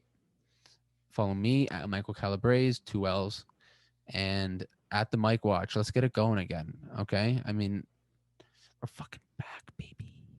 Okay, we're back at this shit. We're here. Okay, fuck you and your other podcast. I got some friends who are doing podcasts right now, and y'all are shit. You guys fucking suck. And so do we. Joe Rogan, who? Yeah, fuck Joe Rogan. that bald-headed piece of fucking Q-tip. Our Lord and Savior. Yo, hey, listen, Dave Chappelle.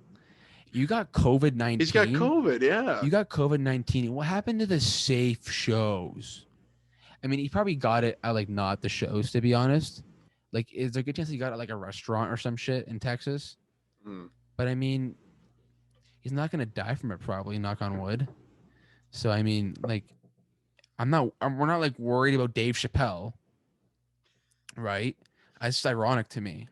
Yeah. He's gonna be fine. It's I mean, for most people, it's getting the cold or a fever for a couple of days, and then you're fine. I mean, again, obviously, people died from it that are old, but fuck it, who cares? Okay, listen. All I want to say was that I have some friends who are doing podcasts, and listen, it's all fun and games until all you guys do is talk over each other for fucking 20 minutes straight about nothing. Okay. Yeah, pretty much. Anyways, all right, guys, thank you for listening. Enjoy.